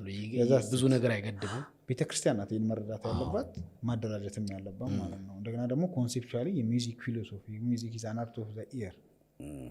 ስለዚህ ለጆሮ ያለው ነገር እንደዚህ ነገሮች ብዙ ሚዲያ ላይ ጽፍ ያለው እና ለጆሮ የሚሰጠው ትኩረት እያነሰ ወደ ቪዲዮ ለምሳሌ ለስቱዲዮ ለሙዚቃ ቅንብር 20 ሺህ 30 ሺህ ብታወጣ ከ100 ሺህ በላይ ግን የምታወጣ ለቪዲዮ ነው። ኦፍኮርስ የቪዲዮ ስራ በራሱ እቃው ሙያው ውድ ነው ሊባል ይችላል። ማቅለልም ይቻላል ደግሞ ቪዲዮውን በጣም ምክንያቱም ዋናው ነገር የሚሰማው ነው እንጂ አርቱ የአይን አይደለም። አርቱ የጆሮ ስለሆነ ለጆሮ ነው ማድላት ያለብህ። ያ ማለት ነው ደግሞ ላይቭ ኢንስትሩመንቶች ለጤና ተስማሚ የሆኑ አኮስቲክ ድምፆችን መስማት አሁን ያለው ነገር እኮ ይበረታታ ነው፣ ግን ያ መጨመር አለበት። ከዘማሪዎች አንጻር ደግሞ ያው የአካውንታቢሊቲ ችግር አለ። አጥቢያ ድሮ ማንም ዘማሪ ሲጋበዝ መድረክ ላይ ሲቆም መጀመሪያ ቢሆን ነው የሚናገረው። ጥሩ ነው ከዚህ ኮንግሬጌሽን ነው የመጣሁት ይላል። ድሮም እነ ጳውሎስም ያደርጉት እንደነበረው እና እንደውም ሰላምታ ያቀርባል። እኔ አሁን ሆን ብዬ ያደርጋለሁ። በኢትዮጵያ ቤተክርስቲያን ሰላምታ ይዛላችሁ የሚሄድበት ቦታ ላይ ሁል ጊዜ ሲሄድ ያው ቢሮ ስለሚያውቁ ከዋና ጸሐፊው ከቢሮ እንደዚህ ሰላምታ ማለት እዛ ነኝ። አጥቢያ ግን ቅድም ፓስተር አብይ ሜንሽን ያደረገው ነገር አለ። እንዲሁም አጥቢያ ሜንሽን ማድረግ በጣም እንደው ጥሩ ፖዚቲቭ ሆነ እንትን ይመጣል ነው። ከዛ ያለፈ ነገር አለ። ለምሳሌ በህይወት ጉዳይ በጣም ቤተክርስቲያን ውስጥ ሜሬጁ ፊት ለፊት በጣም በሚያስጠላ ነገር የተበላሸ ዓለም የሚያውቀው አደባባይ የሚያውቀው ሰው ለትንሽ ጊዜ እንኳን አያርፍም። ድሮ እኛም በጌታ ሳንሆን ብዙ ኬዞች ይፈጠራሉ። ግን እንደዚህ ነገር ሀፕን ሲያደርጉ ለቤተክርስቲያን ለሰዎች ምሳሌ ሆንም ብሎ ረፍ እንትን በል ምናምን ይባላል። ገባ ምሳሌነት ያው ከአገልግሎት ይወጣ ብዙ ፋክተር ሊኖር ይችላል። ግን ብዙ ከዛ የህይወት ድክመቶች በአደባባይ የሚታዩ ኖሮ የትኛው መድረኩ ላይ ግን ይጋበዛል። እንዲሁም አጥቢያ ለመጥራት ጥሩ ነው ማለት ብዙ ሩቅ ነው ያለው በሱ አቅጣጫ። ይህንን የምለው እኔ መጽሐፍ ቅዱሳዊ መሰረት ስላለው ህብረት እንዲኖረን ኤክሌዥያ የሚለው ኤክሌዥያ ኮርስ ኤክሌዥዮሎጂ ከወሰድክ ታውቀዋለህ። you have to identify yourself ኬት ነህ ትባላለህ እና ያ ከዚህ የከበደ ነገር ውስጥ ነን ለማለት ነው። ልክ ነው። ያ አንድ ችግር ሆኗል። ተለመደ ነው እንጂ እርግጠኛ ነኝ በእነ ፓስተር ዘመን እንኳን 25 ዓመት 30 ዓመት ወደኋላ ስትሄድ አጥቢያ የሌለው እንዴት ሊሆን እንደውም ደብዳቤ የሚላከው የሚጋበዘው ዘማሪ እኮ በአጥቢያ ነው የሚላከው። መዝሙር ሲዲ ላይ አስተውላችኋል? አሁን አጥቢያ ማውጣት እንደቆመ አስተውላችኋል? ድሮ ምንም መዝሙር ሲዲ ላይ ሲታተም የእንትን ቤተክርስቲያን ዘማሪን ከፊት ለፊት ነው ያለው። ከየት ነው ማለት ተውና መሀል ላይ አጥቢያ የሌላቸው ልጆች እየተዳከመ የመጣ ሳለ ሲዲ ስናወጣ ይጠቅመናል ብለው የሆነ ቸርች ዝም ብለው ባይሄዱም አባል የሆኑና የዛ ዘማሪ ይሆናሉ ባይሆኑ እሷ ራሱ እንትን ዘማሪ የሚባል ምን ነገር ነበረ። እንደው በቅርብ ጊዜ አሁን ዘማሪ ያገኘው በጣም ካሴቱን የሰማነው በልጅነት አስታውሳለሁ። እና ሁልጊዜ የሰበታ መካነ ኢየሱስ የሚል አረሳም አሁን ውስጥ አለ። ተስፋዬ ጫላ ከተባለ ልደታ መካነ ኢየሱስ ይላል። አብይ ዋዝ ከተባለ ጌጃ ቃሉት ይላል። የሆነ በቃ አለው እና ያ በራሱ ኢምፕሊኬሽኑ ጥሩ ነው ብዬ አስባለሁ። እና ዛሬም ወደዛ አይነት ስርዓት ብንመለስ ጥሩ ነው የሚል እነዚህ ናቸው። በጥቅሉ ነው። እንደው እዚሁ ላይ ፓስተር ብለህ ጥያቄ ላይ ያስኩት ስለነበረ ስለተካተተ አጥቢያ አካባቢ በአንድ እናንተ ረጅም ያገለገለ መኖር እንደው ከዘማሪዎች አኳያ ምክርም እንዲሆን በአንድ መሪ ስር በአንድ ቤተክርስቲያን ራስን ዲሲፕሊን አድርጎ ማገልገል አንደኛ ለዘማሪው ምን ይጠቅመዋል፣ ሁለተኛ ኢትዮጵያ አብያተ ክርስቲያናት ሳይሆን ህይወቱን የማያውቁት ማንገድ የማያገለግል የማያውቁት ድምፁ ስላማረ ምናምን ወይ መዝሙሩ እንትን ስላለ ብቻ መጋበዝ አለባቸው። እኔ እንደምሰማው ሰሜን አሜሪካ ያሉ ቤተክርስቲያኖች ከኛ ተሽለው ስቲል በእንደዚህ ነገር በጣም ጠንቃቃ እንደሆኑ ህይወት የአገልግሎት እንትን በጣም እንደሚያዩ ሲጋብዙ ብዙ መረጃዎች እሰማለሁ። ከዛ እኛ ቶታሊ ምንም በቃ ዘማሪው መጋበዝ ላይ ነው። ማነው እንትን ነው ዘማሪውም አካውንተብል ሆኖ የሚቀጥለው እሑድ እንትን ተጋብዣለሁ ሊሂድ ወይ ብሎ የሚያስፈቅደው መሪ የለም። ተነስቶ ዝም ብሎ ነው የሚመጣው። ከኢኮኖሚ ጋር ከኑሮ ጋር ሊያያዝ ይችላል። እዚህ ላይ የሆነ ነገር ጨምርበትና ያ አይ በጣም ወሳኝ አሁን ላሉት የዝማሬ አገልግሎቶችም እንደ ዋና ችግርም ተደርጎ እንደ እናት እንደ ምንጩ ችግር ተደርጎ መወሰድ የሚችል ነገር ነው። አሁን ለሚታየው ነገር ለምን አካውንታቢሊቲ የለም፣ የሚመክር የለም፣ የሚያቀና የለም፣ የሚገስጽ የለም፣ የሚያርም የለም። ሜዳው አለ፣ የአገልግሎት ሜዳው ክፍት ነው። ስለዚህ በዛ ሜዳ ይሮጣል ዝም ብሎ ማለት ነው። እነዚህ ነገሮች ልጓም የሌለው ፈረስ ስለሆነ በጣም ብዙ እንትኖች ያመጣል በራሱ። ግን እንዲያው ከተነሳ አይቀር እኔ እማየው እንዴት ነበረ እንዴት ሆነ የሚለውንም ማንሳት ያስፈልጋል። ምክንያቱም እኔ ዘማሪዎቹ ላይ ብቻ የምናስቀምጠው ነገር አይደለም ይሄ። ምክንያቱም እኔ ጌታን ባገኘሁበት ጊዜ በቁጥር ነበሩ አብያተ ክርስቲያናት 1 10 11 ብቻ ነበሩ እና አሁን ይሄ በደንብ በትክክል ይተገበር የነበረ ነው። 10 ቸርች ነው 11 ቸርች ነው። እዛ ውስጥ ያለ ዘማሪ አገልጋይ ይታወቃል። ደብዳቤ የተጻጻፉ ነው ራሱ አገልግሎት በር የሚከፈተው እና መዝሙር ካሴት ራሱ ጌጃ ቃልዮት ያለ አሁን ፓስተር እንድሪያስ ቢያወጣ ቃልዮት ካልጻፈችለት ሙሉ ወንጌል አይሸጥም፣ መካነ ኢየሱስ አይሸጥም፣ እንትን አያደርግም። ኮንፈርም ማድረግ አለባት እና እንደዚህ ጥብቅ ስርዓት ነበረ። ግን ከዛ በኋላ ምን ሆነ? እሱ ራሱ አቢዩዝ እየተደረገ መጣ። እንግዲህ ያ ጥሩ የነበረው እንትን አቢዩዝ እየተደረገ ለማፈኛ፣ ለመጨቆኛ፣ ለምናምን እየተዋለ ሲመጣ ከሊደርሺፑ መሽሎክ ተጀመረ ማለት ነው። ያለ ቤተክርስቲያን እንትን መሽሎክ ተጀመረና አንዱ ትልቁ አሸላኪ የሆነው በዛን ጊዜ መዝሙር ቤቶች ተከፈቱ። ድሮ አሁን መዝሙር ቤት የለም፣ ቤተክርስቲያን ውስጥ ነበር ብቻ ያድል። አሁን መዝሙር ቤቶች ሲከፈቱ ሜዳው ተገኘ። አሁን መዝሙር ቤት አይጠይቅም፣ ከቸርችን አይልም፣ ደብዳቤም አይፈልግም እና ሰው በዛች እየሾለከ መውጣት ጀመረ። ይሄኛው የዚህ ፑሽንግ ነው ወደዛኛው እንትን ያደረገና ሁለቱም ድርሻ አለው ብዬ ነው ማየው። ግን ከዛ በላይ እንዲያው አሁን ላለን አገልጋዮች በዝማሬ አቅጣጫ ብቻ ሳይሆን በየትኛውም የአገልግሎት ያው ዝማሬ አገልግሎትን ስላነሳን እንጂ ለየትኛውም አገልጋዮች ይጠቅማል ብዬ የምለው ትልቁ አሁን እኮ አይታችሁ ከሆነ እንኳን ለዝማሬ አይደለም ጠቅላላ እኮ የአጥቢያ ቤተክርስቲያን አስፈላጊነት የሚታመንበት አይደለም። አስፈላጊነቱ ጠቀሜታው የሚታመንበት አይደለም። እንደ ምዕመንም የሚታመንበት አይደለም። እንኳን አይደለም እንደ አገልጋይ ግን በጣም ኪ ነው፣ በጣም ወሳኝ ነው። በአንድ አጥቢያ ውስጥ መታቀፍ፣ በአንድ አጥቢያ ውስጥ መያዝ በጣም ወሳኝ ነው። አሁን አይታችሁ ከሆነ በጣም ብዙ ምዕመን ከአጥቢያ ውጭ ያለ ነው። ወደ አጥቢያ ከሚመጣ ጉባኤ ከሚመጣ አንድ ቸርች ውስጥ ከታቀፈው ቁጥራችን ይልቅ ያልታቀፈው በየቤቱ ያለው ቁጥር ይበልጣል። ይሄ ምንድነው?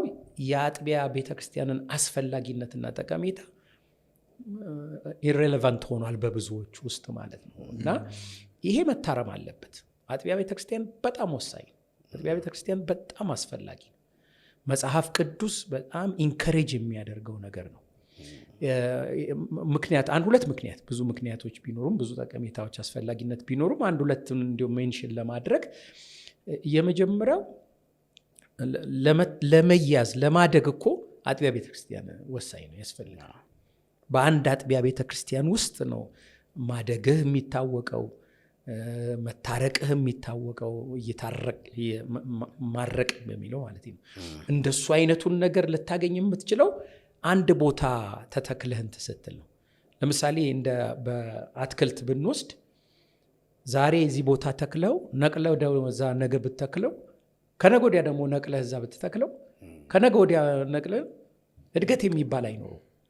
ኦኬ፣ ምንም አይነት እድገት አይኖረውም ማለት ነው። ሶ እዚህ ቸርች ዛሬ ከነበር ከተነቅለህ ደግሞ ነገ እዛ ቸርች የምትሆን ከሆነ ተነቅለህ ደግሞ እዛ እንትን ከሆነ የምትሆን ከናካቴውም ደግሞ ካልተተከልክም ይሄ መንፈሳዊ እድገትም የአገልግሎት ስርዓት እድገትም የሚባለው ነገር አይኖርም ማለት ነው። እና እሱ በጣም ለህይወት እድገት፣ ለመንፈሳዊ እድገት፣ ለአገልግሎት እድገት በአንድ አጥቢያ ውስጥ መታቀፍ መያዝ በጣም ወሳኝነት አለው። ያ ደግሞ የሚሰጥህ ሌላው ጠቀሜታ ምንድነው? መንፈሳዊ ሽፋን ነው። መንፈሳዊ ሽፋን ይሰጥሃል። እና በአንድ አጥቢያ ጥላ ስር ያለ፣ በአንድ እረኛ ጥላ ስር ያለ አንድ አገልጋይ ወይም አንድ ምዕመን ያ ጥላ ያ ሽፋን የሚሰጠው ጠቀሜታ አለ። እኔ ልክ እንደ ጥላ ነው፣ እንደ ጃንጥላ ነው ማየው። ጃንጥላ ከላይ የሚደረግ ነው አይደለም? ከሰው ላይ የሚደረግ ነው። እና ያ ጃንጥላ በጣም ጠቀሜታ አለው። ለምሳሌ በሐሩር ጊዜ ሐሩሩ እንዳያቃጥልህ፣ ፀሐዩ እንዳይፈጅህ፣ ፀሐዩን አይደለም የምታጠፋው፣ ፀሐዩ አለ። ፀሐዩ እያለ ግን አንተ ላይ ነካ፣ ፀሐዩ እያለ አንተ ጋር አይደርስብም። ጃንጥላ እስካረክ ድረስ፣ ጃንጥላ እስካለህ ድረስ ማለት ነው። ሶ ፕሮቴክት ያደርጋል ከየትኛውም ሐሩር፣ ከየትኛውም ከሚላክብህ ነገር በመንፈሳዊ ህይወት ሊሆን ይችላል፣ በአገልግሎትህ የሚላክ ነገር ሊሆን ይችላል። ተከልልሃል፣ ተሸፍናል፣ ተደብቀሃል ማለት ነው። እንደዚህ አይደለም የሚታሰበው። መንፈሳዊ ሽፋን አገኛለሁ ጥላ አገኛለሁ ተብሎ አይደለም የሚታሰበው። ልትረግጠኝ ነው ወይ ልታዘኝ ልታወጣኝ ልታገባኝ ነው ወይ ተብሎ ብቻ ከሰሚሽን አንግል ብቻ ነው የሚታየው እንጂ ሰሚሽን ራሱ የሚሰጠውን ጠቀሜታ በብዙዎች ዘንድ አይታመንበትም። ግን በጣም እንደ ጃንጥላ ነው። በዝናብ ደግሞ ጊዜ እንደዚሁ ጃንጥላ ካለ አንተን አያረጥብህም አይደለም። ሶ ኢን ኦል ሲቹዌሽንስ ጃንጥላ ካለህ ተሸፍነሃል፣ ተደብቀሃል ማለት ነው። ሶ ሊደርሺፕ የሚያስፈልገው ለዚህ ነው። በአንድ ሊደርሺፕ ውስጥ መታቀፍ መያዝ የሚያስፈልገው ለዚህ ነው። አካውንታቢሊቲ እዛ ውስጥ አለ፣ ትሬኒንግ እዛ ውስጥ አለ፣ ኮቺንግ እዛ ውስጥ አለ። ኮች እየተደረግ ነው የምታድገው። ዲሲፕሊን አለ እዛ ውስጥ። ቅድም የተባለው አሁን ዲሲፕሊን እዛ ውስጥ ነው የሚኖረው። በህይወትህ ብዙ ፈተና ሊገጥምህ ይችላል። መውደቅ መነሳት ያለ ነው፣ በየትኛውም ዘመን ያለ ነው። በመጽሐፍ ቅዱሳችን ውስጥ በስፋት የሚታይ ነው። ግን ስትወድቅ ወድቀህ የምትቀጥል የምታገለግል ከሆነ ኦኬ፣ የመነሻ ጊዜ ከሌለ፣ ያንን የሚከታተል ኮች የሚያደርግህ ከሌለ፣ አንድ ጥላ አካውንተብል ሆነህበት እንትን የሚልህ ከሌለ ልቅ ነው ህይወትህ ማለት ነው። እና ኤኒንትን ነው የምትሆነው። እንደነዚህ አይነት ነገሮችን የሚሰጥ ነው መንፈሳዊ ሽፋን ነው። ተጠያቂነትን ይሰጠሃል፣ ስልጠናን ይሰጠሃል፣ ኦኬ ዲሲፕሊንድ እንድትሆን ያደርግሃል። ከዛም በላይ ደግሞ ውስጥ ያለውንም ነገር ለማውጣት ውስጥ ያለውን ነገር ቅርጽ እንዲኖረው ለማድረግ እጅግ በጣም ጠቃሚ ነው። አሁን ይሄ በኳሱ ዓለም በጣም ይታወቃል። የትኛውም እግር ኳስ ተጫዋች በራሱ ታለንት ሊኖረው ይችላል፣ ግን ኮች ስር ይገባል። ለምን? ያ ኮች ነው ውስጡ ያለውን ታለንት ፖቴንሻል የሚያወጣለት፣ ቅርጽ የሚያስይዝለት፣ ቦታውን የሚነግረው፣ ይበልጥ ጠቀሜታ የሚሰጠውን ቦታ የሚሰጠው። አንተ እኮ 7 ቁጥር ብትሆን ነው ምርታማ የምትሆነው፣ አንተ እኮ አከፋፋይ ብትሆን ነው ምርታማ የምትሆነው ብሎ ያንን እንትን ኮች ያደርገዋል ማለት ነው፣ ትሬን ያደርገዋል። ስለዚህ ትሬንድ የሆነ ነው። አሁን ግን ያለው በአገልጋዮች ውስጥ ያለው እኔ ጸጋ አለኝ ማን ነው ኮች የሚያደርገኝ ነው? I have the potential, I have the grace። ዝም ብዬ ሮጣለው ነው። አንድ ኳስ ተጫዋች እንደዚህ ማድረግ አይችልም በምንም። አሁን ሮናልዶ ትልቅ ችሎታ የነበረው ሰው ነው፣ ግን በፈርጉሰን በሚባል አሰልጣኝ ስር ሲገባ ግን ችሎታው ወጣ፣ ችሎታው ይበልጥ ላቀ፣ ቦታውን አወቀ። ብዙ ነገር ነው ያን ፖቴንሻል ኮትኩቶ አወጣለት ማለት ነው። እና ለእንደሱ አይነት ነገር በጣም የሚጠቅም ነው። ስትወድቅም የሚያነሳህ አለ፣ ስትፈራም የሚያበረታታህ አለ፣ ስትጨነቅም ጭንቀትህን እንትን የሚያደርግ አለ። በኃጢአት ስትፈተን ከኃጢአቱን እንዴት እንደምታልፈው በቅርብ በጥላ ውስጥ ከሆንክ you are protected፣ አገልግሎትህ ፕሮቴክትድ ነው። ከዛ ደግሞ ኮንፊደንትሊ የትም ብትሄድ ከንትን ነኝ ማለት እኮ ትችላለህ ማለት ነው። ምክንያቱም ረትሽ ምን ያደርጋል? አንድ ምሳሌ ልጨምር አሁን የህብረት አስፈላጊነት ላይ እና የጎሽ መንጋ ይባላል አይደል? አንበሳ መጥቶ በህብረት ካሉ መያዝ አይችልም። ውሃ ልትጠጣ ወይ ለሆነ ነገር ተለይታ ተነጥላ ሄደችው ናት የምትያዘው። እና አንድ ላይ መሆን ከጠላትም ጥቃት በጣም የሚያተርፈን ነገር ነው። ለብቻ ስንሆን እንገኛለን፣ ለሰይጣን ሀሳብ፣ ለጠላት ጥቃት እንጋለጣለን። እጅግ በጣም ይሄ እንትን ለምን ዴቨሎፕ ሆነ? በአገልጋዩም በዘማሪዎችም እናንሳንች ሌሎችም አጥቢያ የሌላቸው ፓስተሮችም አሉ እየተጋበዙ በየቦታው የሚያገለግሉ የሆነ አጥቢያ ማይቀመጡ ማለት ነው። ጓዳ ጌታ ይሰራኝ የሚሉ በጓዳ ብቻ ሳይሆን ከሆነ አጥቢያዎቹ ፓስተር ነብይ የሚል ስም ይዘዋል። ነብይ ወይ ፓስተር ሆኖም ሊሆን ይችላል፣ ጸጋውም ሊኖራቸው ይችላል። ቤታቸው ነው የሚኖሩት። ከዛ ውጭ እሑድ ሄደው የሚካፈሉት እንትን የለም። ግን እየተጋበዙ ፖስተር ላይ እየወጡ ግን የሁሉም ቸርች እንትን ይላሉ። ቸርቾች ራሱ እንዴት እንደሚጋብዙ አላውቅም። ይሄም ካልችላለ ግን የመሪዎችስ ሮል ይኖራል። እንደዚህ ሰሚት የማያደርግ መሆን የማይፈልግ አንድ አጥቢያ ሆኖ መገገል የማይፈልግ ምናምን የመሪዎች ስተት ሮል ለዚህ እንደዚህ ትውልድ ለመፍራቱ ይኖራል። ምንድን ነው ምክንያቱ? ከሁለቱም አንጻር ነው። ለእኔ በእኔም አጋጥሞኝ ስለማቅ በሁለቱም አንጻር ነው ማየው። ቅድም ፓስተር ሲናገር አሁን ለምሳሌ የካሴቱ የደብዳቤ ጉዳይ ለእግዚአብሔር መንግስት ጥራት የሚቀና አሰራር መሆኑ እንዳለ ሆኖ አንዳንድ ተንኮለኛ ሰዎች ደግሞ ለምን ይጠቀሙበታል?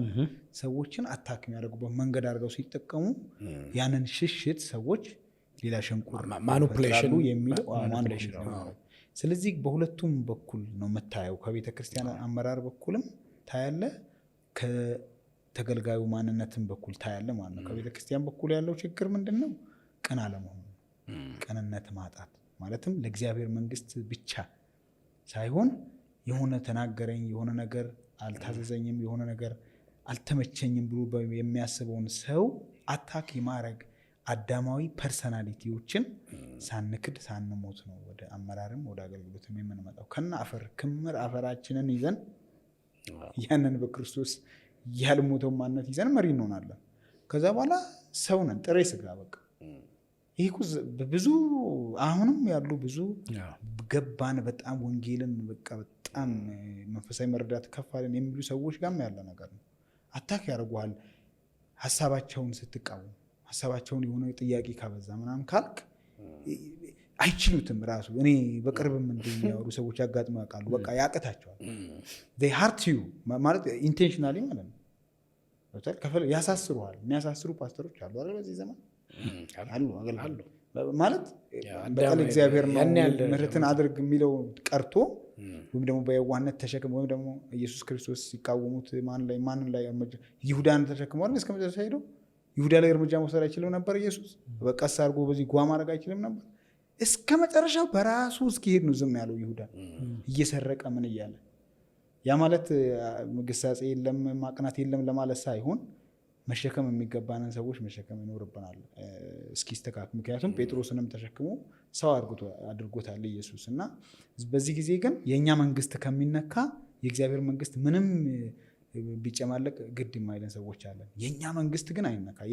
እኔ የሰራኋት የራሴ የሆነች ምከምራት ነገር አለች። እሷን የነካ ሰው ይደቆሳል በደንብ። ስለዚህ ያን ሽሽት ሰው ይሄዳል። ሁለተኛ በዚህ አጋጣሚ እንግዲህ እግዚአብሔር በሰጠኝ እድል የምናገረው ቸርች ውስጥ በተለይ አዳዲስ የመጡት አብያተ ክርስቲያናት ላይ ከዋናው አገልጋይ ከዋናው ፓስተር በአገልግሎት በተደማጭነት በጸጋ ተቀባይነት እያገኙ ሲመጡ የማይወዱ አሉ።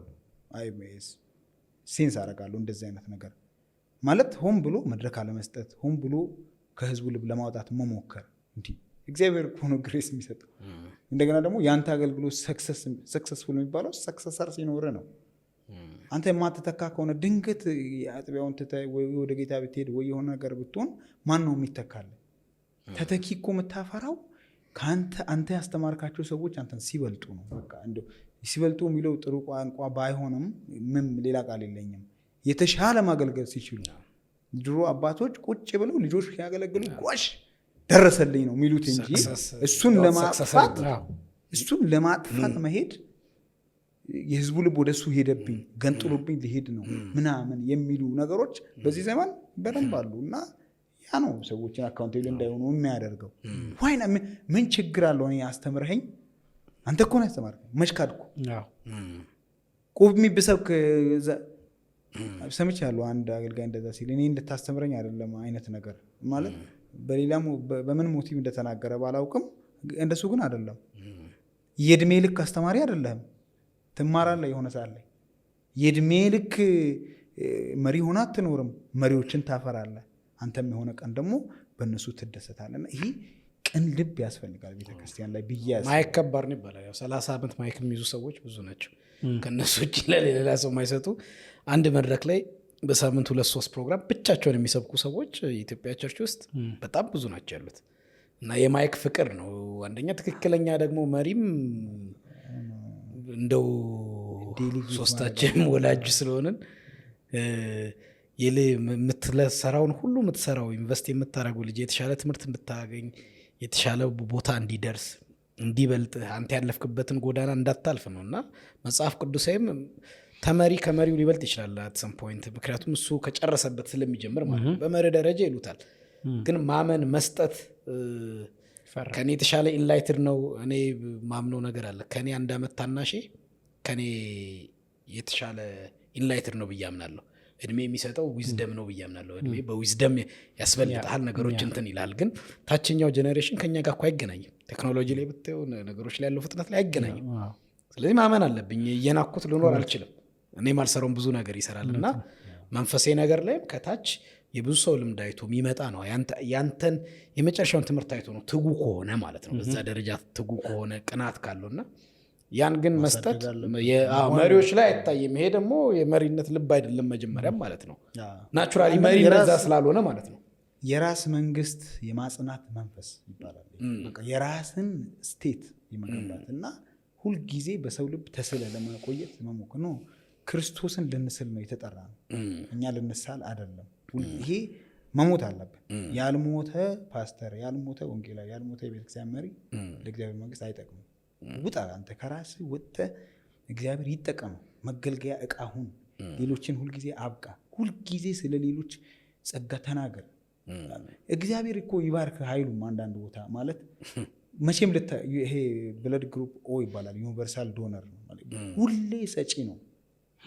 አንተ እኮ ተገልግሎም እኮ ያስመሰክርሃል እንጂ ማይክ ይዞ እሱ እኮ መስክሯል ማለት አንተ እኮ በዝማሬ ስታገል እኮ ተነክቶ እኮ ሊሆን ይችላል። ግን ኮንፌስ አረ እግዚአብሔር ጎሽ ጥሩ ነው ይላል። እሱ በቃ በሙዚቃም ኤክስፐርት ነው፣ በመዝሙርም ኤክስፐርት ነው እና ጥሩ ሰራ ጎሽ ነው አይነት ነው እንጂ ተገለገልኩ ጌታ ባንተ ዝማሬ ተናገረኝ የሚል ቤተክርስቲያን መሪ አታገኝም ማለት አታገኝም። ሴንስ አሁን ጀነራላይዝ እንዳይሆን እንዲህ አንዳንድ ይታያል፣ ይበዛል እና ይሄ ማስተዋል ያስፈልጋል።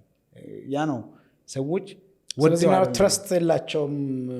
የዚህ መብዛት መሪዎች ላይ ትረስት የላቸውም። ለእኔ አገልግሎት ያስባል የሚል ምልከት የላቸውም። እንደዛ ሁለቱም ሳይድ ነው ባይ ነኝ እኔ። በሁለቱም ሳይድ ያለ ነገር ነው። አሁን አንዳንድ ጊዜ አሁን ረታ እንዳለው ምንም ከታች የሚያስፈራ ነገር ሳይኖርም የሚፈራ መሪ አለ። ቅድም እንዳለው የሚያስፈራው ምክንያት ምንድን ነው? ሁሌ እሱ መታየት ያለበት፣ ሁሌ ህዝቡ እሱን ነው መቀበል ያለበት፣ ሁሌ ከሱ ነው ህዝቡ መውሰድ ያለበት። በቃ እንዲህ አይነት አድርገው የሚያምኑ መሪዎች አሉ። እንዲህ አይነት አስተሳሰብና የራሱን ስቴት መገንባት የሚፈልግ መሪ ባለባት ቤተክርስቲያን ውስጥ ተተኪ አገልጋይ መምጣት አይችልም። ከታች የሚመጣ አይኖርም። ሁልጊዜ እየኮረኮመ እዛው ነው የሚያስቀረው። ለምን? ከመጣ የእሱን ቦታ ሊሸፍን ነው፣ ሊጋራም ነው። መድረክ ማጋራት ራሱ ስብከት ማጋራት እንትን ማጋራት እኮ ከመጣ እንደሱ አይነት የምትፈቅድ ከሆነ ህዝቡ ሌላም ሰው ሊያይ ነው፣ አማራጭም ሊመጣ ነው አይደለም። ስለዚህ እሱ እንዳይሆን ያ ቅድም እንዳለው ካለመሞት እና በእንዲህ አይነት ሜንታሊቲ ከመያዝ የሚመጣ አለ። ሁለተኛ ደግሞ አንዳንድ ጊዜ ትክክል ባይሆንም ከታች በሚመጡት ሰዎች በልጆች ፍርሃት። አሁን ልጅህ ቅድም ብለሃል በልጦህ ሊሄድ ይችላል፣ አልፎ ሊሄድ ይችላል። ቅድም እንዳልከው በቴክኖሎጂ አሁን በልጠውናል። እኔ ቴክኖሎጂ ላይ ልጄን ነው የምጠራው። ምንም ስልኬን አሁን ከመደወል ሃሎ ከማለት ውጭ የማውቀው ነገር የለኝም እና የሆነ ነገር ስፈልግ ልጄን ነው የምጠራው። እሱ በአንዴ ነው እንትን የሚያደርገው። ማመን አለብኝ። በልጦኝ ሄዷል፣ አልፎኝ ሄዷል። ግን ምንድን ነው ብዙ ጊዜ ልጆች ደግሞ ከታች ተተኪዎች ደግሞ አባትን ሲበልጡ አባትን ሲያልፉ ደግሞ ይንቃሉ፣ ያንቋሽሻሉ፣ ያዋርዳሉ፣ አያከብሩም። ይሄን ስለሚፈሩ አባቶች እንትን ያደርጋሉ ነው። ግን ናቹራል በሆነ አባትነት ብንወስደው አሁን የልጆች ቢሄቪየር ስለሆነ ማለት ነው። የሆነ ሰለ ምንም አታውቅም። እኔ ብዬ አውቃለሁ አባቴን እንዴት ኦፌንድ እንደሆነ አውቃለሁ። እኔና ታላቅ ወንድሜ እንደማያውቅ ሳድግ በደንብ ነው የገባኝ። ያን ያስተዋልኩት ናቹራል ልጆች የራሱ የእድገት ፔሪድ ባህሪ ነው ሁሉም ልጆች ላይ የሚሆነው። ያ መሪነት ከሆነ ይሄን ነገር ቶሎሬትስ መሪዎች ማድረግ አይችሉም ወይ ማለት እግዚአብሔርን የሚያገለግሉ የበለጠ ዊዝደም ያላቸው ናቹራሊ የልጅ ባህሪ ነው። በቃ እንደዛ ሲያውቁ በቃ እነሱ የተሻለ ምናምን ይሆናሉ። አንዳንድ እግዚአብሔር የማረጋቸው ልጆች ካልሆኑ ግን ምን መሰለህ መሆናቸው እኮ አይደለም አባት የሚያስፈራው፣ በመሆናቸውማ ደስ ይለዋል። አሁን አንተ በልጆች ደስ ለምሳሌ ብዙ እኮ በሀገራችን ይሄ በጣም የታወቀ ምሳሌ ነው። ምሳሌ ብዙ የገበሬ ልጆች ዛሬ ዶክተሮች ናቸው፣ ሳይንቲስቶች ናቸው። አባቶቻቸውን ብታይ ግብርና ነው የሚያውቁት። የነሱ ልጆች ግን ትልልቅ ቦታ ላይ ትልልቅ ስፍራ ላይ ደርሰዋል። በዚህ የማይደሰት አባት ያለ አይመስለኝም። ግን ዶክተር የሆነው ባልተማረው አባቱ ገበሬ በሆነው አባቱ አሁንም እበት በሚያነሳው ኩበት በሚለቅመው እናቱ የሚያፈር የሚያዋርድ እኔ አድጌያለሁ እኔ በልጫለሁ እኔ እንደዚህ ደርሻለሁ ብለህ አንደርማይን የምታረግ ከሆነ አባትም ቢሆን አይፈቅድልኝም ትክክል ስላልሆነ። ስለዚህ ይሄ የልጆች ድርሻ ነው። ልጆች ሁልጊዜ የፈለገው በልጠው ቢሄዱም አባት ነው። አባት ሁሌ ጊዜ አትሽረውም እኮ ሁሌ አባት ነው። እኔ አሁን ሁልጊዜ እንትን ነው። አሁን ለምሳሌ የኔ አባት በጌታ እንትን በህይወት የለም፣ ወደ ጌታ ሄዷል። ኦኬ ግን አሁንም አባቴ ነው። ልሽረው አልችልም። እንዴት ነው የምትክደው? እሱ ነው ያሳደገኝ፣ እሱ ነው አሁን ላለሁበት ያደረሰኝ። በሱ ገንዘብ በሱ ጥረት እንዴት ነው ይህንን ሽሬ እሱ ላይ እንትን ማደርገው? ናቹራል እኮ ነው። ሌላ ጤነኛ ያልሆነ ነገር ከሌለን በስተቀር አባትም ጤነኛ ያልሆነው ሜንታሊቲ ከሌለው በስተቀር በልጆች መደሰት እኮ ጤንነት ነው። ልጆችን ማሳደግ እኮ ጤንነት ነው። እንዴት ትፈራለህ ልጅህን? ልጅም ሆነ ደግሞ አባትህን ብትበልጠው እንዴት ትንቃለህ? አባት እኮ አባት ነው። አናቹራል ካልሆነ በስተቀር ባለጸጋ አገልግል እንጂ እንዲሁም ይበልጥ ታከብረዋለህ እንጂ አባቴ ነው እኮ ለዚህ ያበቃኝ፣ አባቴ እኮ ነው እንዲያደረገኝ፣ በአባቴ ነው እዚህ የደረስኩት፣ አባቴ ሳይማር አስተማረኝ እያልክ ስትል ግሎሪ እንትን ታደርጋለህ። እነዚህ ሁለቱ የሚጠበቁ ከሆኑ በአባቶችም ዘንድ ፍርሃት አይኖርም፣ በልጆችም ዘንድ ደግሞ አክብሮት ይኖራል። እንደሱ ይሆናል። ያ አንተ ካልከው ውጭ ይሄ እንትን ነው። ግን በክፋት ባለመሞት ልጅ እንዲያድግ የማይፈልግ እንደ ድመት ልጆች የሚበላ ደግሞ አለ። ይወልድና ራሱ ይበላቸዋል። እንዲህም አይነት አለ። በልጆች በኩል ደግሞ ከሚታየው ክፍተት በጣም የሚሰመረው ምንድን ነው? በልጆች በሚለው ሳምፕል እንጠቀምና አገልጋዩ የሚወጣበት እንትን አካውንቴቢሊቲን መጥላት እንዲሁ ማለት ሰው የግል ጉዳያቸው ይሄ ዘመኑ ራሱ ማለት ነው። ይሄ ዘመን የወለድናቸው ልጆች ሳይቀሩ ልክ ሲያድጉ በግል ጉዳያቸው ላይ ማንም ኢንተርፌር እንዳያደርግ የዓለም ይሄ ውቅሩ ራሱ የሚያስተምርበት ዘመን ነው። ይሄ ያንተ ኢንተረስት ያንተ ዘመኑ ብቻ ነው። ግን አጠቃላይ እኛ ቤተ እምነታችን ነው ፕሮቴስታንት የሚባለው አጠቃላይ እኔ አንዳንዴ ብንላለው ጌታን ስንቀበል የግል አዳኝ አድርገን የሚለው ቃል ራሱ እንትን አድርጎብን ናት ኦንሊ ይሄ ቸርች አይደለም፣ ምንም ነገር ሀገራዊ ጉዳይ በለው ምን በለው ይሄ ዓለም ላይ ያለ ነው። በጣም ግላዊ ነን። በቃ የእኛም ብቻ ነው የነገሮች እኛን ካልጎዱን እኛን አፌክት ካላደረጉ ምንም አይመስለንም ስለምንም ነገር እና ግላዊነት አጠቃላይ የቤተ እምነቱ ስሪት ነው ብዬ አምናለሁ። እኔ ቤተ እምነቱ ኢቫንጀሊካል ሪፎርምድ ሲሆን የመጣበት ስሪት ነው እና እንደ ግል አዳኝ ብለን የምንለው ቃል ራሱ ተጽዕኖ አድርጎብናል የሚለው እንትን ያለኝ እኔ አጥርህን ታጠነክርና ማለት ነው ከሆነ አጥር ውጭ ነው ኮሚኒኬት የምታደርገው። ስለዚህ ፓስተርህም ቢሆን ህይወት ላይ እንዲገባ ይህን ነው የምትውለው እንዲላ አትፈልግም። ይሄ ፖስት ሞደርኒዝም አንዱ ኔቸር ይመስለኛል። ለምን እንዲህ ታደርጋለህ መባል አትፈልግም። አሁን መወቀስ እኮ ቀርቷል። አሁን ፊት ለፊት ያው በሚዲያ ነው እንጂ ሰው መደባደብ የጀመረው ፊት ለፊት ሲቀመጥ ሰላም ነው ማለት አይነካም ፐርሰናል ወይም ደግሞ እንደ ጎዳህም ከተሰማው እንደምንም ብሎ ይቅርታ ብሎ ሜንቴን ነው የሚያደርገው እንጂ ለምንድን ነው እንዲህ የምታደርገው? ይህን ነው ምቱ ትጸልያለህ ወይ? ድሮም የሚጠየቁ ጥያቄዎች አሉ።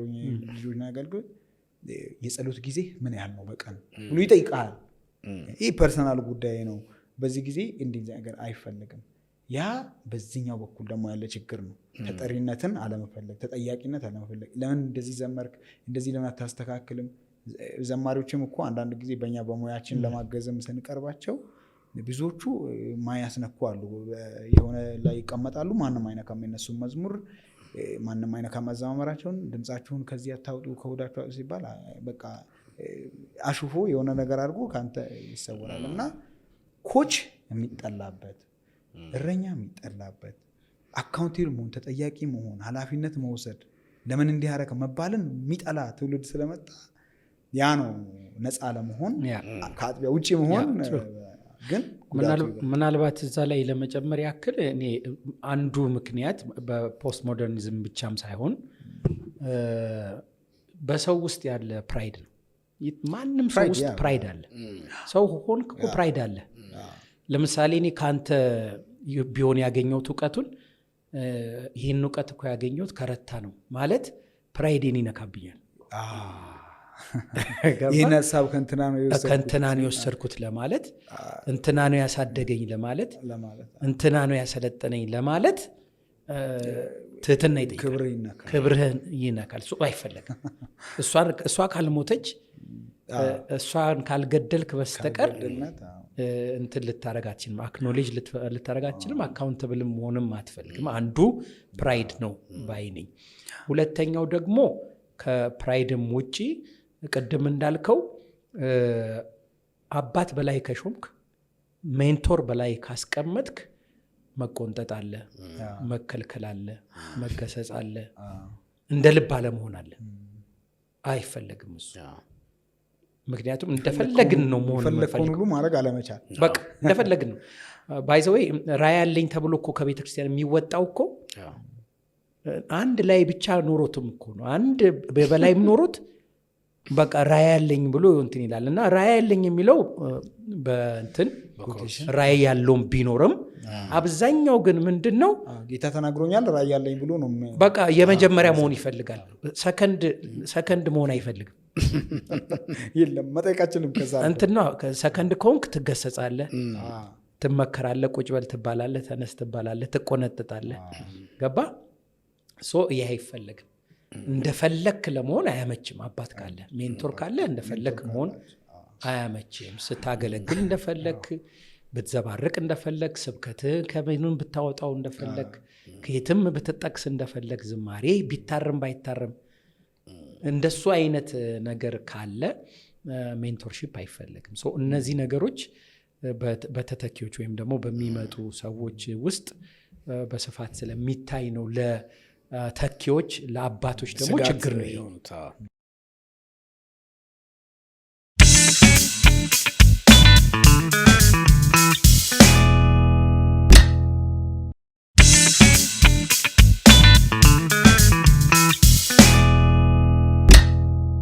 ኢቫንጀሊካል በደንብ ሰርክለው ያው በደንብ ሁለታችሁም አድሬስ አድርጋችኋል። መጋራው ማሳብ ነው። አንድ አገልጋይ አጥቢያ ስር መሆን አለበት፣ መሪ ስር መሆን አለበት። በላዩ ላይ በፈቃዱ ሜንቶሮች መሾም አለበት እና ሲለው የሚሄድበት፣ ግባ ሲለው የሚገባበት፣ የሚወጣበት ለራስ ተብሎ ማለት ነው። እንደ ሰሚሽንን እንደ ትራይት ማየት ተገቢ አይደለም። ማለት እንደ ትራይት ስለሚያዩት ነው ሰሚት በራስ መሆንና ትራይት አይደለም። ሰሚሽን እግዚአብሔርም ነውም ነው፣ በጣም ብለሲንግም ነው፣ ከብዙ ነገርም ይጠብቃል። እኔ በሰሚሽን አምናለሁ። የኔ ወደ ቀጣይ ጥያቄ ልሂድ። የአደባባይ ዝማሪዎች በጣም በዝተዋል በዚህ ዘመን። ትላልቅ እንግዲህ በሚሊኒየም አዳራሽ፣ በመስቀል አደባባይ፣ የተለያዩ ትላልቅ ህዝቦች በአንድ የሚሰበሰቡበት ቦታዎች ላይ አደባባይ ዝማሪዎች አሉ። ምን ይዘውልን መጡ? አጥቢያ ቤተክርስቲያን ውስጥ ከምናደርጋቸው መደበኛ እሁድ ከምናደርግባቸው የአምልኮ ስነስርዓቶች የተለየ ፋይዳ አላቸው ወይ? ያመጡልንስ ነገር አለ ወይ? ከዛ በኋላ ደግሞ ከአደባባይ ዝማሪዎች ጋር ተያይዞ ደግሞ የመጡ ነገሮች አሉ። ቴክኖሎጂውም ጊዜውም የሚፈልገው የሚነሱ ጥያቄዎች አሉ። አሁን ከመድረክ መብራት አኳያ ይሄ መድረክ ላይ ካሉ ስሞጎች፣ በጉባኤው ሊያመልኩ የሚገኙ ወጣቶች ከሚሆኑት ነገር፣ ከአምልኮ ዘይቤ ስነስርዓት ከሷ አኳያ ትችቶችም ይነሳሉ። ቴክኖሎጂ ያመጣው ነው። እግዚአብሔር ደግሞ ባመጣው ጊዜ ደግሞ ዘፈን ላይ ሰው ሲጠቀመው ኮምፕሌን ሳናረግ ለእግዚአብሔር ነገር ተዋሽቶ ሲመጣ ለምን ኮምፕሌን እናደርጋለን የሚል ደግሞ ዳደር ሳይድ አለና እዚህ ላይ ያላችሁትን ምልከታ እስቲ እናንተ ነገሩኝ። እኔ ማንኛውንም ነገር ከዓላማ ጋር መመዘን ደስ ይለኛል፣ ወይም ደግሞ ያዋጣኛል። ምክንያቱም ዓላማ እና ግብ ከድርጊት ይበልጣል። ማለትም በሚዛን ቢቀመጥ ከአክቲቪቲ ፐርፐዝ ኤንድ ጎል ይበልጣል፣ ባይሳካም ማለት ነው። የከበረ ነገር ነው ዓላማ። የተሳሳተም ዓላማ አለ፣ ትክክለኛ ዓላማም አለ። ግን አሁን የምናወራው በእግዚአብሔር መንግስት እንደ ወንጌል ትክክለኛ የሆነ የእግዚአብሔርን ክብር የእግዚአብሔርን ወንጌል የሚያስፋፋው አላማ ለማለት ነው እንጂ ያው ሮንግ አላማም ይኖራል። ግን አላማ ሁሌም ሮንግም ሆነ ራይት አላማ ይበልጣል ከአክቲቪቲ ነው። ስለዚህ እኔ እነዚህ የሙዚቃ ዝግጅቶች በእርግጥ ኮንሰርት ብለው ይጠራሉ በብዛት፣ ግን አብዛኛው የምናየው ግን ኮንሰርት አይደለም። ለምን ኮንሰርት የሚለው ቃል ከኮንቸርቶ ከሚለው ከጣሊያን ወርድ ነው የሚመጣው። ኮንቸርቶ ማለት ሃይ ሌቭል ሚውዚክ አርት ነው። ሰው ቁጭ ብሎ ምንም አይነት ተሳትፎ ምንም አይነት ድምፅ ሳያሰማ ሙዚቃው ሲጠናቀቅ ብቻ ማጨብጨብ ነው የሚችለው እንጂ የሚደመጥ ነገር ነው። ቁጭ ተብሎ ትዝብት የምትታዘበው ነገር ነው። ታዝበ ሚዛን ሰጥተ ይሄ እንዲህ ጥሩ አልነበረም እንዲህ የምትለው ነገር ነው ኮንሰርት የሚባለው ማለት ነው። በእርግጥ አንዳንድ ጽሁፎች የተወሰነ ለመለጣጠፍ ሞክሬ አንዳንዶች እንዲሁ ያን አንብበው ይመስለኛል፣ ላይሆንም ይችላል፣ እየቀየሩ አሉ ስሙን። የዝማሬ ፕሮግራም፣ የአምልኮ ድግስ እንደዚህ። አንዳንዴ እኔ ሙዚቃ ትምህርት ቤት ስንማር ኮንሰርት አቅርበን እናውቃለን። ሰው አዳምጦ ፈርዶ ነው የሚሄደው እንጂ አብሮ እየጮኸ ከኛ ጋር እንደዛ አይሳተፍም። እና ዝማሬ ተሰብስቦ በጥሩ ኦርጋናይዝ በሆነ መልኩ ከጉባኤ ጋር አብሮ መዘመር በራሱ ምንም ክፋት የለውም፣ ደስ የሚል ነገር ነው። ግን እነዚህ አሁን በጣም እየተለመዱ የመጡትና በተከታታይ አንዳንዴ በሳምንት ልዩነት ሁሉ በዚህ ዓመት መቼም ብዙ ኮንሰርት ምንድነው የሙዚቃ የዝማሬ ዝግጅት አይተናል። እነዛ ላይ እኔ ተቃውሞ የለኝም፣ ከመሬት ተነስቼ ተቃውሞ ነገር የለኝም። አንዳንዶቹን ተካፍዬ የተባረኩባቸውም አሉ። ግን አላማው ምንድን ነው? በቃ እኔ መመዘን የምፈልገው ከአላማና ከግብ አንጻር ነው። እነዚህ ፕሮግራሞች ወንጌል ተሰብኮባቸው ነፍሳት ወደ ጌታ እየመጡ ነው ወይ? አንድ ምክንያቱም አዲስ የምንፈጥረው አላማ የለም። መጽሐፍ ቅዱስ ኦልሬዲ በምድር የምንኖርበትን አላማ ደንግጓል። ራእይም ቢሆን እኛ ራእይ እንላለን እንጂ ተቃውሞ የለኝም። በዛ ግልጽ ነው። ሚሽኑ ኦልሬዲ የታወቀ ነው። አዲስ የምንፈጥረው ራእይ የለም። ቤተክርስቲያን በምድር ለምን አለች? ግልጽ ነው። መጽሐፍ ቅዱስ ገልጾታል። በቃ እሱን መኖር ነው። ሜቢ ተልእኮ ነው ያለን ማለት ያንን አላማ ለማሳካት የተለያየ ተልእኮ ሊኖረን ይችላል፣ ስትራቴጂ ሊኖረን ይችላል እንጂ ግቡ አንድ ነው። የቤተክርስቲያናችን እንደ ራእይ የሚቀመጠው ተልእኮ ነው። በቃልዮስ ቤተክርስቲያን ዋና ጽሕፈት ቤት ወይም አገር አቀፉ ተልእኮ አለ። እሱ ምንድነው? ወንጌልን ለህዝቦች ሁሉ በማድረስ እና ወደ ጌታ ቤት በማምጣት ደቀ መዝሙር በማድረግ የአጥቢያ አባላት እንዲሆኑ እና አገልጋዮች እንዲሆኑ በሁለንተናዊ ሙሉ ስቴትመንቱን አልያዝኩትም ይሆናልና በሁለንተናዊ ማንነት ታንጸው የጽድቅ ተጽዕኖ እንዲያመጡና ምናምን መጨረሻ ላይ እንዲህ በማድረግ እግዚአብሔርን ማክበር ይላል። ስለዚህ መሀል ላይ ያለውን ብትቶ የቤተ ክርስቲያኒቷ ትልቁ ተልእኮ ምንድነው ከተባለ እግዚአብሔርን ማክበር የሚለው ራሱ በቂ ነው። እና አንዳንድ ጊዜ ግባችን እግዚአብሔርን ማክበር ነው ብለን ከያዝን ሁሉ ነገር ወደዛ ነው መስራት ያለበት እንጂ ራሳችንን ስለማስከበር የራሳችንን ድምቀት ላይ ብዙ ኢንቨስት ማድረግ የእከሌ ይበልጣል ከኔ። የሆነ ዘፈን ነበር ድሮ የኛ ይሻላል ከሌላ ከእንትን ከኳስ ሜዳ ሲወጣ የኛ ይሻላል ከሌላ ይባላል። እና የኛ ይሻላል ከሌላ መንፈስ እንዳይሆን ጥንቃቄ እንዲደረግ እላለሁኝ። እኔ ዝግጅቶቹ ሚሽን ላይ ያተኮሩ፣ ወንጌል ላይ ያተኮሩ እንደውም ከወንጌል ስርጭት ጋር አላይን ቢሆን አንዳንድ ዘማሪዎች እንደዛ ሲያደርጉ አይቻለሁ። ቬሪ ጉድ። ክፍለ ሀገር ሄዱ እኔ እዛ ነው የማተኮሩ። ወንጌል ስርጭት ካለ ነፍሳት ሚድን ከሆነ አንድ ግብ ነው። በጣም ተስፋ የቆረጠ ሰው ተጽናንቶ ከዛ ዝማሬ ዝግጅት ጌታን ተናግሮት ታንጾ ወይ ራሱን ሊያጠፋ የነበረው ተመልሶ ግብ ነው በቃ። ግን ይህ ፒቱተሪ ግላንድ የሚያመነጨውን ኢንዶርፊን የሚባለውን ሆርሞን በተለይ በሳቅ በምናምን የሚመነጭ ሆርሞን በሙዚቃ ደግሞ በጣም በተለይ ሪትሚካል ሙዚቃ ኢንዶርፊን በጣም እንዲመነጭ ያደርጋል። ለዛ ነው ደስ የሚለን፣ በጣም ከባድ ደስታ ይሰማናል። በራሱ ጥሩ ነው፣ ለጤና ጥሩ ነው። ሰው በዝማሬ እንደዛ መሆኑ እኮ ማለት በራሱ በሙዚቃ መደሰት ኃጢአት አይደለም። ግን እሱን አምልኮ ነው ስትል ነው ሌላ ችግር ውስጥ የሚመጣው ወይም እሱና ስለዚህ የተቀላቀለ ይመስላል። ኢንዶርፊንና መንፈስ ትንሽ መለየት አልቻልንም ይመስለኛል ጉባኤዎቻችን ላይ። ህዝቡን እንዲህ የሚያደርገው መንፈስ ቅዱስ ነው ወይስ ኢንዶርፊኑ ነው የሚለውን ኦፍኮርስ ኢንዶርፊንም እግዚአብሔር የፈጠረው ሆርሞን ነው፣ አስደሳች ነው። ሰውነታችን ላይ ሲመነጭ ሪትሚካል ነገር ስንሰማ በጣም ኤግዛይትድ እንሆናለን። በራሱ ችግር ላይኖረው ይችላል።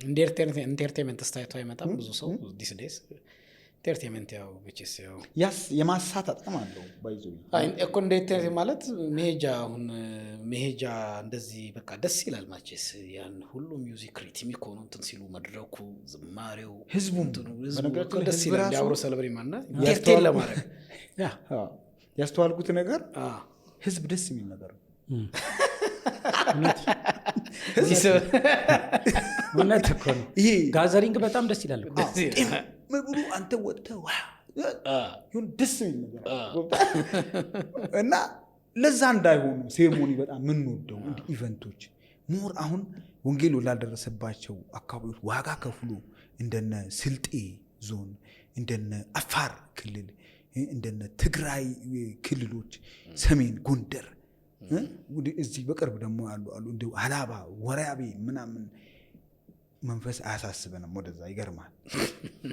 በጣም የሚያሳስበን ሁላችንንም ወደ አዋሳ ወደ ወልታ ምናምን ነውና ጋዘሪንግ ይዝሊ ይመጣል። ህዝብ ደስ ይላል። ግጥም ሲል ለሁሉም ይመቻል። ፈንድሬዝ ለማድረግ ይመቻል። አሜን በሉ ብትል አሜን በሽ ነው። ግን አንዳንድ አሜን ወንበር ስር ፈልገህ ማታገኝባቸው ክልሎች አሉ። ቶታሊ ግምጭጭ ብሎ አንተ ቆራጥ ዋጋ ለመክፈል እኔ ይህን ለመፍረድ ሳይሆን ሁላችንንም እግዚአብሔር ይርዳን ከራሳችን ጀምሮ እንዴ ትኩረታችን ምን እንደሆነ እዚህ እኔን ነገሮች ከማሳሰብ ውጪ ዝግጅቱ ላይ እንደ ሙዚቀኛ እንደ እንትን ተቃውሞ የለኝም። ደስ ይላል። ግን መጥራት ያለብን እኮ እንችላለን እኛ በእኛ እድሜና በእኛ ዘመን ያለው እንግዲህ በፊት የአደባባይ በዓላት ሲደረጉ ቀኔ ኢቫንጀሊካል ያው ካልቸር ቀይረናል ወይም ደግሞ ያው በብዙ ነገር ፌል አድርገናል ብለው ከሚያምኑት ስለሆንኩኝ በፊት የነበረው የወንጌላውያን ካልቸር እንደ አደባባይ ፕሮግራሞች ትላልቅ ፕሮግራሞች ሲደረጉ አይደለም። ትላልቅ ፕሮግራሞች እንግዲህ እነ ፓስተር በነበሩበት ድሮ ፌዝ አርሚ ባይብል አርሚ እንደዚህ ቤተክርስቲያን ውስጥ በነበረበት ነቃቃት ላይ በዝማሬው በምኑ የነበረ ሰዓት ሰው ሁሉ ጎረቤቱን የሰፈሩን ያለምና አንዲት ዛሬ ጌታ ይናገራል ብሎ ባንዴ እንግዲህ እነሱ ያው ቴስቲሞኒ ስለሆኑ በመደበኛ ጉባኤዎች ላይ ብዙ ሰዎች መጥቶ ይድናሉ። ለምን ያልዳነ ሰው መጋበዝ ዝም ብሎ ያልዳነው ሰው ሄዶ መጥቶ አይደለም። መስክረው ወጥወተው አንድ ቀን እስቲ ምናምን ሲሉ ኢንስታንት ላይ አግኝተው ያ ፓሽን ነበራቸው። እኛው በራሳችን ነው መተን አሁን ኢንተርቴን የምናደርገው። አንድ ሰው ይዘን አንሄድም ወደ ጉባኤ በዝማሬ እግዚአብሔር ከዓላማ አንጻር ማለት ነው። ይሄ የአደባባይ ፕሮግራሞቻችን ሎካል ቤተክርስቲያንም ያው ኮመንሊ ብንመጣ ያው ይሄ ፕሮግራም ስላልሆነ ኢቫንጀሊካል አድገናል እየተባለ ሲያወራ እኔ በጣም ያስቀኛል። ባይ በርዝ አድገናል ባይናት ባይ ኮንቨርሴሽን አይደለም። ያው እምነቱ እየቆየ ሲሄድ በራሱ በመዋለድ ታድጋለ። ለዛ መመዘኛ በየሁድ ጉባኤዎቻችን ስንት ሰው ጌታን ይቀበላል የትኛውም ማጥቢያ ተብሎ ከዛ አደባባይ አሁን ሪሰንትሊ ብዙ ተደርገዋል። ከኢቫንጀሊክ ቢሊግራም ልጅ ፕሮግራም ጀምሮ እንግዲህ እነሱ አይነት ሰዎች በጣም የሚታወቁት የጀማ ስብከት የሚያደርጉበት ምክንያት በጀማ ክሩሴድ በጣም ብዙ ሰው ስለሚድን ነው። የተለያዩ ዳታዎች ይባላል። አንዳንድ ራሳቸው ያወጡት 5000 ይላል የዳነ ሰው ሌላ 2000 ምናምን አናቅም። እሱን የሚነገረው ዳታ ግን በእንደዚህ ጀማ ስብከት እንኳን ኢቫንጀሊስት ዋናው ስራው በሆነ እንኳን እንደዛ ሆኗል። መዝሙር ኮንሰርቶች የሚድን በጣም ተወዳጅ ዘማሪ ስም መጥቀስ ስለማያስፈልግ በጣም የምወደው ሁላችንም የምንወደው በጣም ተወዳጅ ዘማሪ ነው እና ፕሮግራሙን ከማካሄዱ 1-2 ቀን በፊት ደወልኩለት እና እንዴት እየሄደል ነው ደህና ነው ወይ ምናምን ብዬ እባክህ በቃ እንደዚህ አደርጋልኩት። አንተ ዓለማዊውም ሁሉም ስለሚሰማ ካለህ ግሪስ የተነሳ ብዙ ሰው እንደሚሰማ ግልጽ ነው። ስለዚህ ራስህ ጥሪ አድርግ። እግዚአብሔር ያን መንገድ ሊጠቀም ይችላል። አንተ ቆመ ማለት ነው። እኔ የሆነ መዝሙር ጥሪ መደረግ ግን ያልዳነ ሰው ጋብዘን መጥተናል። ካልቸር ቀይረናል። ጥሪ መደረግ አለመደረጉ እኮ አይደለም። እዛ ጉባኤ ውስጥ የመጣ ነው ራሳችን ካልቸር ደስ ብሎ ራሳችን ኢንተርቴን ልናደርግ ነው የመጣ ነው። የኢቫንጀሊክስት መዝሙርም ሆኖ ይዘን መተናል ወይ መስክረን ያልዳኑ ሰዎች ይዘን መተናል ወይ ጥያቄ እኮ ነው። እሱም አይደል ነው የሚመጣም ሰው ደግሞ አይጠፋም። እሱ ጥሪ የሚለው ከጉባኤው በፊት ያልዳነ ሰው ነው አይደል? ዘጉባኤ ሆነ ነው የኔ ጥያቄ። በዓላት እንደዚህ በድግሶች ላይ ስንመጣ ትተነው የወንጌል ዓላማ መሆኑን ትተነው እኛ ኢንጆይ ልናደርግ ነው የምንመጣው ነው የኔ ነጥብ። እኛንም ብሎ ይምጣ። እኔ እኮ የምልህ ጉባኤ ላይ እኛንም ብሎ ይምጣ። ግን አንተ ጊዜ ሰጥተህ መዝሙርን አቁመህ መስክረህ እዛ ጌታን በጣም በመዝሙር እኮ በጣም ደስ ብሏቸው እያበዱ ነው እነዚህ ወጣቶች። በጌታ ያልሆኑ ብዙ ይኖራሉ። በዛ ሰዓት ላይ ስትራቴጂክ በቃ ግብዣ ብታደርግ አንተ ስለሆንክ አንተን ብሎ ይወጣሉ ብዬ ስል ኦኬ አለ። ግን አላደረገም። ለሰባኪው ሰጠውና ሰባኪው እስቲም ካላችሁ ምናምን ተባለ።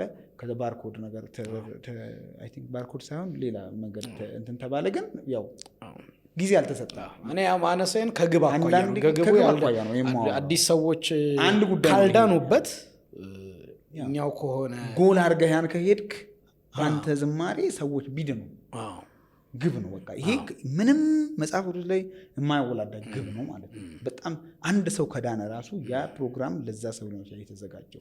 ምክንያቱም እኛ የምናውቀው በምድራችን ላይ ወንጌል ጂሰስ ፊልም እየታየ ብዙ ሰው እየዳኑ እንዲህ ስብከት ሲሰበክ ባለፈው ቢሊግራም ልጆች ሰፈር ውስጥ ፕሮግራም ላይ ባህል ሲሆን ሁሌ ስክሪን አውጥተው እኔ በጌታ ሳሎን የጂሰስ ፊልም ያሳዩ ጴንጤዎች ነበሩ። ተሰብስበን ሄደን እናይ ነበር። መንደር ውስጥ ኢቫንጀሊዝም ነው። ኢቫንጀሊዝም በራቸው ላይ በእንትን ይሄ ምንድን ነው ፕሮጀክተር አውጥተው እናያለን። ቲቪ እኮ ቤታችን አርብ ማታ ላይ ቲቪ ታስታውሱ ከሆነ ስቅለት ፊልም ነው የሚያሳየው። ማታ እኮ እናያለን። ግን እዛ ተሰብስበን እና መዝሙር ሲከፈትልን ምናምን ኢቫንጀሊዝም ነው። ሎካል እንትን የቸርች ካልቸር ብዙ ሽፍት አድርጓል ብዬ አምናለሁ። ፓስተር አብይ እይጠን በዚህ በጣም ባለፈው በፍራንክሊን ግራም ሲመጣ የቢሊግራም ፕሮግራም ላይ ሙሉ እንትን ውስጥ ነበርኩበት። ፕሮሰሱን ሁሉ አውቃለሁ እና ዝርዝር ስራ ነው የተሰራው። በጣም እንደሰማሁት ሄጄ እዛ ሊስት ላይ እንዳየሁት ወደ 5000 ሰው ነው እንግዲህ ተመዝግቦ ያየሁት። ለአጥቢያም ሲበተን ቢሮ ላይ አይቻለሁ። አዲስ ጌታን ያገኘ ሰው ማለት ነው። ለምንድን ነው ብዙ ያንን ፕሮግራም ትኩረት ሊያስት አቅጣጫ ሊያስት የነበረ ብዙ ነገር መጥቶ ነበር። ከካውንስል በኩልም ከምንም በኩል እንዲህ ቢደረግ they always focus ምንድን ነው ኢቫንጀሊዝም። በቃ ዋና ታርጌታቸው ሰው እንዲድን ነው። ያ ሁሉ የተዘጋጀው መዝሙር እንዳለ መዝሙሮቹን አይተህ ከሆነ መርጠን ራሱ ዳይሬክተር ነበርኩ። መዝሙሮቹ ሲመረጡ ምናምኑ ሁሉንም በቃ ወደ ወንጌል አደረግነው። የመጡትም ዘማሪዎች የፈረንጆቹም ካም ነው። በቃ ትኩረት ስናደርግ ትኩረት በጣም ፓወርፉል ነገር። እኔም እነዚህን ኮንሰርት የዝማሬ ዝግጅቶች ለሚያዘጋጁ ይህንን ነው ማሳሰቢያ የሚሰጠው። ትኩረታችሁ ምንድን ነው? ዓላማ ይኑረው። እንደውም የዝማሬ ድግስ ከሚለው ይልቅ ከስር ዓላማ ይግባበት። በቃ የወንጌል ከሆነ እንደዚህ የመመለስ ወይም የነስሐ ወይም ደግሞ እግዚአብሔርን በጥልቅ እንትን የማምለክ ጥልቅ ህልውና ውስጥ የመቆየት ወይም እንዲህ የሆነ ነገር በቃ ጌታ በውስጣቸው የሚያከብደውን ነገር ሚሽን አብሮ ቢያወጡ ጋይድ ያደርጋል ሰውንም ራሱ። እና ይሄ ነገር ትንሽ መስመር ቢይዝ ጥሩ ነው እላለሁ። ያው እንግዲህ እኔ ከዓላማው በተጨማሪ ሞቲቭም ወሳኝነት አለው ነው። የሚዘጋጅበት ሞቲቭ በጣም ወሳኝ ነገር ነው እና ለምን ሞቲቭ ነው የምናዘጋጀው? በምን ሞቲቭ ነው የምናዘጋጀው? የውስጥ ሀሳብ ምን ፈልጌ ነው? እሱ ራሱ በጣም እንትን ያደርጋል፣ ሚዛን ይሰጣል ማለት ነው። የምናዘጋጀው ነገር ተጽዕኖ አለው፣ ተጽዕኖ የለውም፣ ተጽዕኖ ያመጣል፣ ምን ፋይዳ አመጣለን ምናምን የሚለውን የምትመዝነው በምታስቀምጠው ዓላማና በተነሳህበት የልብ ሀሳብ ነው። እና አሁን ያልከው በጣም ቁልፍ ነገር ነው። እኔ ከዛም በላይ አሁን ከወንጌል አንጻር ነው እናንተ በጣም አተኩራችሁ እንትን ያላችሁት። እኔ ከወንጌሉም ጎን ለጎን አንተ ቅድም ባልከው ሞቲቭ እንደው ኢንተርቴን ለማድረግም ይምጣል በለ፣ እንደው ጋዘሪንግም ስለሚወድ ደስ ስለሚለው ይምጣል በለ። ይሄ አማኙን ህብረተሰብ ነው ከመጣ በኋላ ምን አይነት ተጽዕኖ የመንፈሳዊ ተጽዕኖ እፈጥርበታለሁ? የጽድቅ ተጽዕኖ እንዴት እፈጥርበታለሁ? እንዴት ከመንፈስ ዓለም ጋር አገናኘዋለሁ የሚለውም እንደ ግብ ካልተያዘ እንደ ዓላማ ካልያዝከው እንዴት እንደምታንጸው አስበህ በዝግጅት ውስጥ ተጨንቀ ጸልየህ ካልሆነ በስተቀር እንዲሁ ዝም ብሎ ካዘጋጀኸው እንዲሁ ዝም ብሎ ኢንተርቴንመንት ብቻ ሆኖ ያልፋል። ግን ያ ጋዘሪንግ እኮ ለኢንተርቴንመንትም ብሎ የመጣውን ሰውዬ ከአምላክ ጋር አነካክተው ተለውጦ ተፈውሶ ሌላ ሰው ሆኖ እንዲሄድ ማድረግ ይቻላል። እና አይ ቲንክ የሚቀላቀለው ምንድን ነው? ዝማሬው ላይ ትኩረት ይሰጣል። አሁን ትኩረታችን ዝማሬው ላይ፣ መዘመሩ ላይ፣ ሙዚቃው ላይ ምናምን ከሆነ ምንም አይነት ፍሬ እንትን አንልበትም። ገለባ ነው ያ ፍሬው ራሱ ገለባ ነው የሚሆኑ ምንም እንትን ሚዛን አያነሳም። ግን የምንዘምርለትን ጌታ ማወቅ፣ የምንዘምርለት ጌታ ከመዝሙሩ ባሻገር ሄደ መነካካት። እንግዲህ አምልኮ የምንለው እሱ ነው። በዝማሬ ውስጥ ያለ አምልኮ በመዝሙር ውስጥ የምትነካው አካል አለ። በመዝሙር ውስጥ የምታየው አካል አለ። እየዘመርክ የሚገለጥልህ እየዘመርክ የምትነካው የሚነካ አንድ አካል አለ። ከዛ ከመንፈሳዊ አካል ከእግዚአብሔር ጋር ከመንፈስ ቅዱስ ጋር ከጌታ ጋር መነካካት ሳይኖር ዝም ብለን ብንዘምር፣ ብንጨፍር፣ ብናጨበጭብ ቅድምም ብልሃል ይሄ መብራቶቹም ምናምኖቹም በራሱ ምንም ችግር የለውም። በራሱ ኤክሰለንስ ማምጣት በጣም ጥሩ ነው ባይ ነኝ። ኤክሰለንስ በጣም እንትን የሚያደርገው አለ።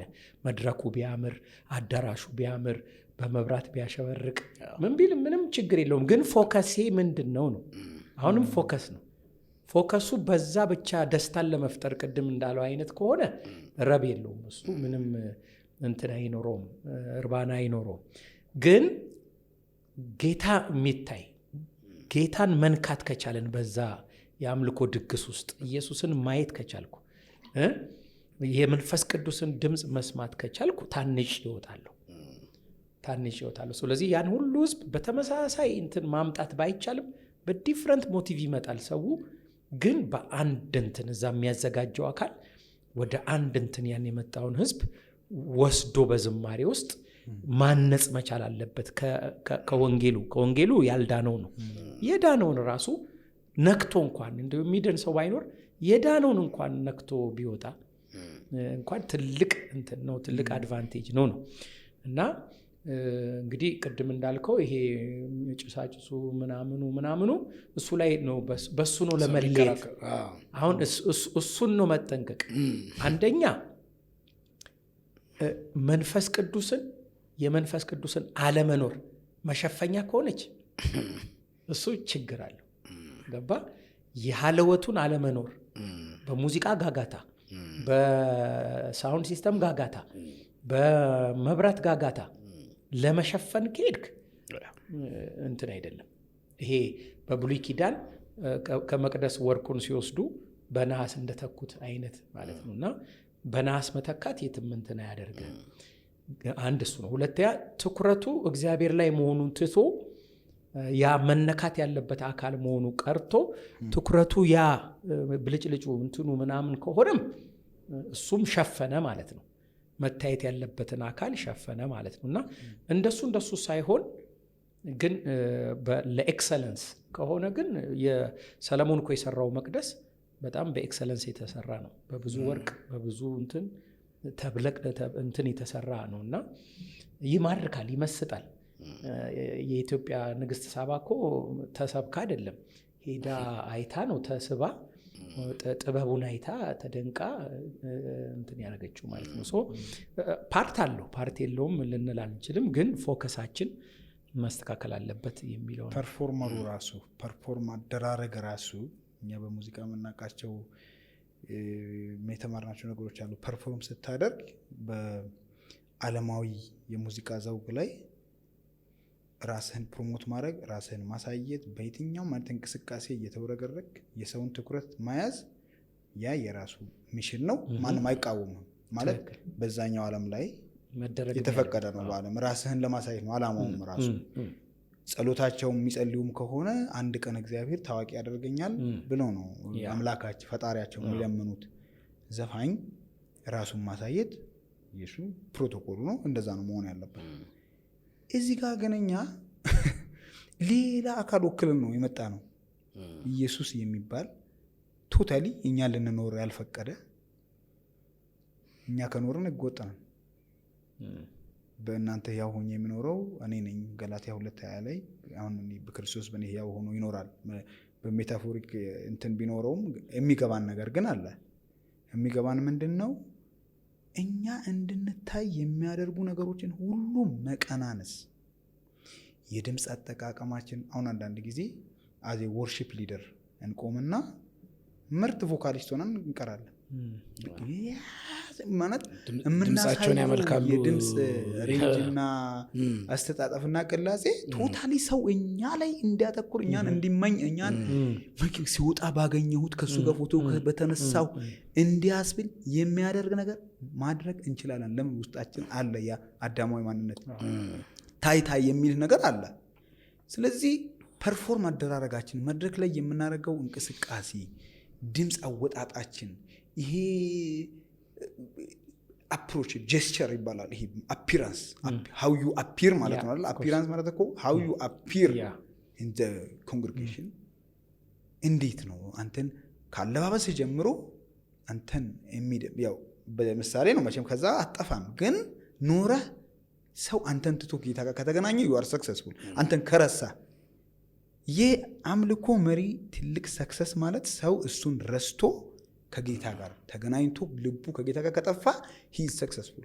እኛ ግን በዚህ ጊዜ ምንድን ነው እያደረግነው? ልክ እንደዛኛው ዓለም ጎሽ ስንባል ነው ልባችን የሚሞቀው። ዋው አንተ ምን አይነት ሰው ነህ ስንባል ያንን ግብር ለመሰብሰብ ነው ከፕሮግራሙ በኋላ ቆይተን የምንጠብቀው ግብር፣ የእልልታ የአፕሪሺዬሽን ግብር ሰብሳቢ መንፈስ ግሎሪያውን ዋጠ። ይሄ ኤክስትሪሚስት ለመሆን ሳይሆን የኔ ጥፋ በእንትና ጉድጓድ ግባ ለማለት አይደለም። ዶንት አታመቻች፣ ለሰው በቃ አታመቻች። ሰው አንተን እንዲያደንቅህና ምን አይነት ዘማሪ ነው እንዲላ አታመቻች። አንተ ጠፍተሃል፣ ልትኖር አልተፈቀደልህም። ክርስቶስ ነው በአንተ ያው ነው የሚኖረው። ይሄ በእኛ ዘመን ለዘማሪዎች ሁሉ ማሳሰብ መፈልገው ነገር ነው። በተለይ ወርሺፕ ሊደር እንደ አርት ሲሆን እንዳልኩ ሙዚቃን እንደ አርት ኢንተርቴን ቸርች ታደርግ ምናልባት በኋላ ያለው ጥያቄ ላይ እንደ አርት ብንይዘው ከተባለ ታለንት ምንድነው ሚውዚክ አፕሪሺዬሽን ኤንድ ታለንት ሾው አድርገ ነው የቸርች ሙዚቀኞች ያሳዩ ችሎታቸውን ዋው እንበላቸው። እዚህ ጋር ግን ኢየሱስ ብለህ ጠርተህ በኢየሱስ ስም አንተ ተክተኸው ስፔክትረም ይባላል። ስፔክትረም ቪዥዋል ፊልዱን ከያዝከው ይሄ ውድቀት። ዝማሬ ግን ረትሽ ቆይ ጸጋ ነው ወይስ ችሎታ? ኩዌሽን ስላለ አሁን ዲስዴስ ለዚህ ፋክተር ፓስተርም ይመልስልኛል። ቸርቾች መንፈስ እግዚአብሔርን ሕይወቱን የጠበቀ ብለን ዘማሪ ከመጋበዝ ይልቅ ፐርፎርም የሚያደርግ ዘማሪን ከሚዲያ ጋር ተያይዞም ዩቲዩብ ላይ በደንብ የሚታይ በደንብ እንትን የሚል የድምፁ ቅላጼ ምናምን ታይቶ ይሄ አሁን የምትለውን ፐርፎርም በደንብ አድርጎ በቀላለጽ ምናምን ብሎ ዩቲዩብ ላይ ከዛ ስለሚጫን ሲጋበዙ እንኳን አሁን የሚጋበዙ ዘማሪዎች ኮመንሊ ድሮ እንዴት አይነት መንፈስ ያለው ነው ምናምን ጉባኤ ላይ እንደው ሪከርድ ተደርጎ ሲወጣ ምናምን የተለየ ነው ጉባኤን ነቅነቅ አድርጎ በቃ በመንፈስ እንትን የሚል ዘማሪ አሁን የመጋበዝ እድሉ በጣም እየጠበበ በጣም ፐርፎርም የሚያደርጉ ካለፈም እኔ እነ ቴዲ ታደሰን ዘፋኞቹን ነው የማወራው። ቴዎድሮስ ታደሰን እነ ሙሉቀን መለሰን ዘፈናቸውን እየሰሙ አቀላለጻቸውን እየሰሙ በደንብ ተለማምደው እነሱን ይዘምሩ በጣም ብዙ ዘማሪዎች ናሉት። ባይዘው ሙዚቃ ላይ ኮመን ነው ያውቃል። ሙዚቃ ላይ ኖረናል በደንብ የሚውዚክ እንትን ይተዋል በደንብ የነሱን ግን ፐርፎርማንስ አቀላለጽ በጣም እንትኑ ሰዎችን በደንብ ሰምተው ያን ዲስዴስ እና ጸጋ ነው የሚለው አሁን እየቀረ ይመስላል። ዝማሬ ፐርፎርም ችሎታ ይመስላል። እይታችሁ እናንተ በዚህ ፓስተር ረትሽ ነካክቷል። ፓስተር እንትን በልና ትመለስ። በነገራችን ላይ ሁለቱም ላይ ለሱን የሰጠው ትመለስ ስለ ጀምረኸዋል ፓስተር ብሎ ትመለስበታለህ ነው ስለ ጀማመርከው ስለነካው ያ አሚን ድምፅ ተሰጦ ነው ስጦታ ነው ብዬ ነው ማምነው። ምክንያቱም ናቹራል የሆነ ስጦታ ያላቸው ሰዎች አሉ። ይሄ የመንፈስ ቅዱስ ስጦታ ብለን ባንለውም ናቹራል የሆነ ጊፍት ያላቸው አሉ፣ ቮካሊ ጊፍትድ የሆኑ። በሌላ በኩል ደግሞ በትሬኒንግ ደግሞ ይመጣል ባይም ነኝ። ናቹራል ጊፍትም ባይኖር ድምፅህን ካሰለጠንከው ሰልጥኖ እንትን ሊያደርግ ይችላል ነው። ይሄ በኋላ ሜይ ቢ ልታረም እችላለሁ። ብዙም እንትን አይደለሁም፣ ያው ረትሽ ፊልዱ ስለሆነ እና እኔ እንደዛ ነው ማየው። እና ግን ምንድን ነው አሁን እኔ ድምፅ ስጦታ ነው ስጦታ አይደለም የሚለው አይደለም አከራካሪ የሚመስለኝ ከእግዚአብሔርም የተቀበልከው ስጦታ ይሁን ያንተም ችሎታ ይሁን። ቅድም ረታ በዓለም ያለው ታርጌቱ ሌላ ነው። ያንን ድምፅህን በስጦታም አግኘው ችሎታህም ይሁን እሱን ፐርፎርም አድርገህ ነው ዓላማህን የምትመታው። መንፈሳዊ ዓለም ጋር ግን ስትመጣ በድምፅህ እና በችሎታህ አይደለም ፐርፎርም አድርገህ የሆነ ዓላማ የምትመታው ነው። ስለዚህ ለእግዚአብሔር ክብር የምታውለው ሊሆን ይችላል፣ ወይም ደግሞ ለሌላም ጉዳይ ልታውለው ትችላለህ። ቅድም እንደተባለው ራስህን ማሳያ፣ መደነቂያ፣ መደመሚያ ልታደርገው ትችላለህ። ቱ ዘ ኤክስቴንት እኮ ምናልባት አላነሳችሁት ይሆናል እንጂ እኔ እኮ የማየው ሰውን ማስደመም ብቻ ድረስ አይደለም። በቮካል በድምፅ ሰውን ማስደመም ብቻ ሳይሆን እግዚአብሔርንም ወደ መሳብ እኮ እየተጠጋን ነው። አምልኮዬን በድምፄ እንዲቀበልልኝ በቅላጼ እንዲቀበል ገባ። ዝማሬን እግዚአብሔርን ለማማለል ሁሉ ማለት ነው። ቱ ዲስ ኤክስቴንት ሰዎች ሊሄዱ ይችላሉ። ኦኬ ሶ እሱ ሞቲቭ ጋር ነው የሚወስደን ማለት ነው። የድምፁ ስጦታ መሆን አለመሆን ጋር ሳይሆን ያንን ድምፅ የሚጠቀሙበት ዓላማ ጋር ሞቲቭ ጋር ነው ሊበላሽም እንትንም ሊል የሚችለው ባይነኝ። ረታ እዚህ ላይ እዚሁ ጋር የይዘ ረትሽ ከዚሁ ጋር ኮንስኩቲቭ ነው እሱም ይመልሳል። ይሄ ድምፅን በጣም ፐርፎርም የሚያደርጉ ብዙ ዘማሪያን ደግሞ የሚዘምሩት የተዘመሩ መዝሙሮችን ነው የምናውቃቸውን የተባረክንባቸውን። ያው ማንም ዘማሪ አንዱን ዘማሪ ዘምሮ ነው የሚያድገው የሚለማመደውም። ግን እግዚአብሔር መድረክ ከሰጠ እድል ከሰጠ በኋላ ደግሞ የራስ ዝማሬ ከራስ የሚፈልቁ ነገሮች ሊኖሩ ይገባልና ሲያወጡም ክሊፕ ብለው መዝሙር ብለው ሲያወጡ ከቨር ሶንግ ያወጣሉ። መድረክ ላይ ሞስት ኦፍ ደ ታይም የራሳቸውን ዘማሪ ሶሎ ሲያደርጉ አዲስ ዝማሬ ሲያመጡ አይታይም። ጥቂት ከኢመርጂንግ ዘማሪዎች ጥቂት ሰዎች ጥንክር ብለው አልበምም ዝማሬም ተጽዕኖ ፈጥሯል። እና መቶ አዲስ አልበም በፊት በጣም እንደምንሰማው ዘጠናዎቹ ላይ ከዛ ፊት እንደነበሩ ዝማሪዎች እንዳሉ ቡስት እንደሚያደርጉት የንትና ብለን እንደምናውቀው ያለፉት አመታት በጣት እንቆጥራለን። ሀና ተክሌ፣ በረከት ከሪሰንት አሁን አስቴር መታለች፣ በጣት እንቆጥራለን እንደ ዘማሪዎች። ፓስተር ቅድም በረከት ነው እንደበዙት የመጡልን። ይሄ ዝማሬ ይወጣል የተወሰነ፣ ግን እንዲህ በቃ የምናውቀው ቸርች ውስጥ የጋራ የሁሉም ህዝብ የሆነ ዝማሬ በየሁድ ጉባኤዎቻችን የምንዘምር ዝማሬ የመጣ ምጠሬቱ እንትን ብሏል። ለዛ በጣም የበፊቶችን ዘማሪዎች መዝሙር መዘመር ገድቧቸዋል የሚል ብዙ እንትን አለ። ወደ ራሳቸው እንዳያተኩሩ በቃ ያን የተዘምሩትን በደንብ አድርጎ ቆንጆ አድርጎ አሳምሮ መዘመር ገድቧቸዋል ይባላል። ሁለቱ ሊያስተያየት ሰተን ወደ ማጠቃለያ እንሄዳለን። እዚህ ላይ ፓስተር ላይ አንድ ሀሳብ ብቻ አክዬ ወደዛኛው ሄዳለኛ። ዝማሬ የሚባለው የሙዚክ ነው አጠቃላይ። ኖርማሊ መዝሙር ብቻ ሳይሆን መዝሙር ከሙዚቃ ውስጥ ስለሆነ የወጣው ሙዚቃ የሚባለው ጥበብ አርት ኦፍ ዘ ኤር ነው፣ ወይም የድምፅ አርት ነው። በድምፅ የማሰብ ጥበብ ነው ያሉም አሉ እነ ጁልስ የሚባሉ ፈላስፎች። ኢትስ አን አርት ኦፍ ቲንኪንግ ዊዝ ሳውንድስ። እና ያ ጥበብ ታለንት ይፈልገው ወይም ደግሞ ኢንቴሊጀንስ አንዱ ዘርፍ ነው። እንደ አርኪቴክቸር፣ እንደ ስካልፕቸር፣ እንደ ፔይንቲንግ ምናምን ሚውዚክ አንድ የኢንቴሊጀንስ እንትን ነው። እና ድምፆችን የመለየት በጆሮ የመለየት ጥበብ ነው። ፒች ኢዝሊ አንደርስታንድ ማድረግ፣ ሪትም ኢዝሊ አንደርስታንድ ማድረግ፣ ከሱ ነው ተሰጦ የሚጀምረው። እና ተሰጦ ግዴታ ነው። ያ ከሌለ በስልጠና የሚመጣው ነገር የሚገኘው ነገር ትንሽ ነው ማለት ይቻላል። ሰፖርት ማድረግ በስልጠና በጣም ማሳደግ ትችላለ። ከዜሮ ግን ያው በስልጠና አታመጣውም። በፍጹም መሰልጠን የማይችሉ ሰዎች ስላሉ ማለት ጆሮአቸው ቶታሊ ድምፅ መለየት የማይችሉ ሰዎች አሉ በዓለም። ከዛ በኋላ ግን ያው ታለንቱ በትሬኒንግ ያድጋል ነው። ሁለተኛው ጸጋ ነው። ጸጋ ያው እግዚአብሔር የሚሰጠው ፌቨር አይደለም። ፌቨር ተቀባይነት፣ ውበት አይደል? ግራሻ የሚለው ግራሶ ከሚለው ከግሪስ ከሚለው ቃል ነው የመጣውና ሉብሪኬሽን ውበት ነው። የሆነ ነገር ቴክኒካሊ ባይኖርህም ተቀባይነት ግን ትንሽ ነገር ስትለው ሞገስ እግዚአብሔር ያን ነው ጸጋ የምንለው ማለት ነው። ስለዚህ እኔ የምለው ሁለቱም ያስፈልጋል። የሙዚቃ ጥበብም ታለንትም ግሬስም ያስፈልጓል። በተለይ ደግሞ እግዚአብሔርን ለማገልገል ከራሱ ከቀቢው አካል ከእግዚአብሔር ይህንን ቅባት ወይም ጸጋ ማግኘት አለብን።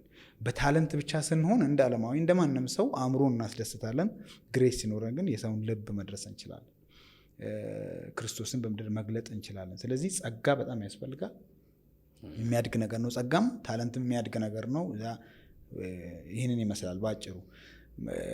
በዝማሬ አካባቢ ላይ ግን አሁን የሚታየው የሌሎችን ዝማሬ መዘመር፣ የራስ ዝማሬ አለመድረስ የሚለው ኤሪያ ላይ እኔ መናገር የምፈልገው ፕሮፌሽናሊ ሴንስ በሙዚቃ በሚባለው ዘርፍ ውስጥ ምን ዘርፎች አሉ ማለት። ምክንያቱም ይሄንን ታለንት ሰዎች በጣም አጥንተውታል፣ ተመራምረዋል። ኖት ኦንሊ ሚውዚክ ፊልም ኢንዱስትሪ ላይ ስትሄድ በድርሰት በጣም የተካኑ ሰዎች አሉ፣ በትወና በጣም የተካኑ ሰዎች አሉ። ደራሲ መተወን አይችልም። በፍጹም ተውን ብትለው የማይችል ሰው ነው ድርሰቱ የሚደርሰው።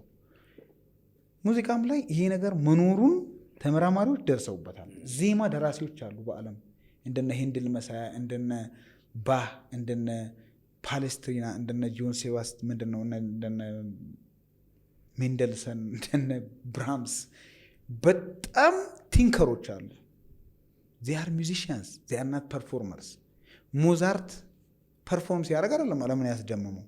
ሞዛርትን እዚህ የምንደነቅ ሚራክል ኦፍ ኔቸር ምድር ካስተናገደቻቸው ድንቅ ፍጥረታት አንዱ ሞዛርት ነው።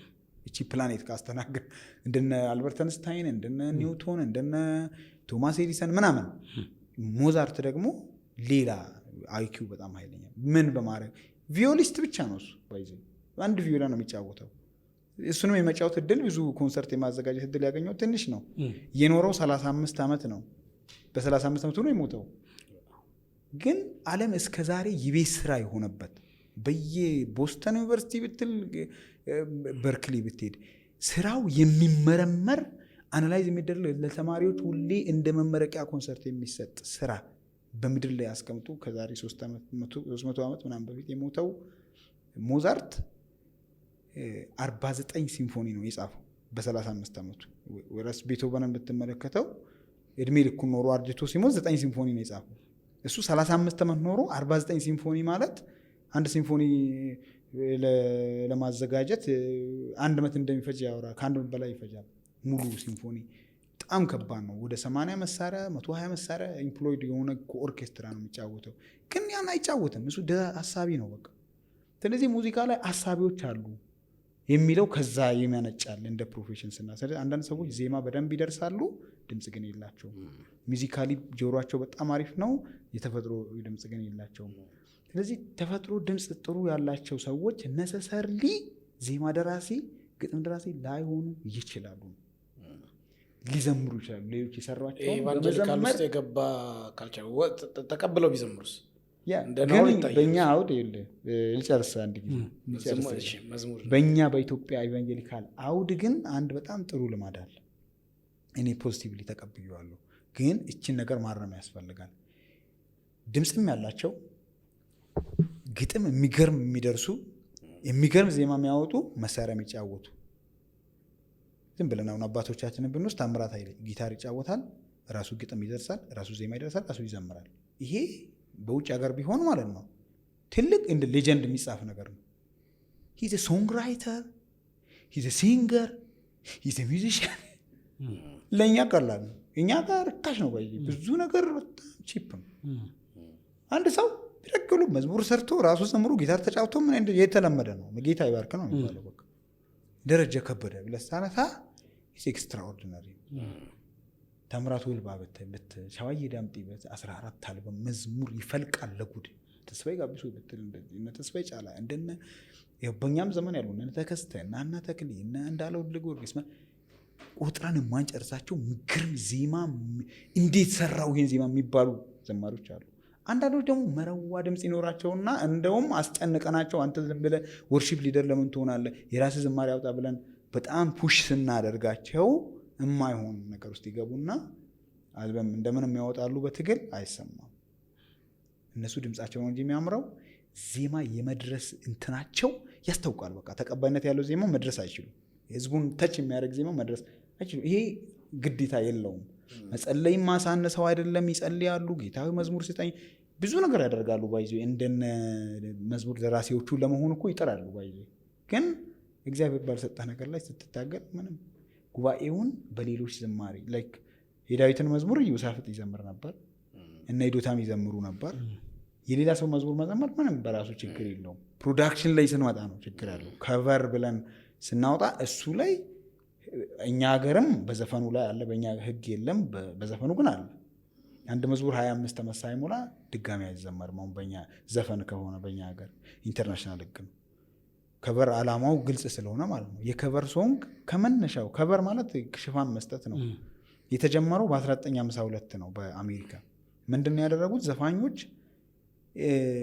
የሞቱ አንድ አልበም አውጥተው ወደ ሌላ ቢዝነስ የገቡ ዘፋኞች ዘፈናቸው ተወዶ ግን እንትን ከዘፈን ነው የተጀመረው እና እንደነ ማይክል ቦልተን ለምሳሌ ብለው ይወሰደ። ማይክል ቦልተን የሚባል ዘፋኝ ዘፍኖ የሆነ ጊዜ ተወዶ ከዛ ከገበያ ይወጣና ሌላ ስራ ውስጥ ይገባል። የእሱን ስራ ይነሱና ታዳጊ ወጣት ሌሎች ዘፋኞች ይዘፍኑታል እንደ አዲስ። ስለዚህ ከቨር አድርገው ከዛ የሚታወቀው ማን ነው?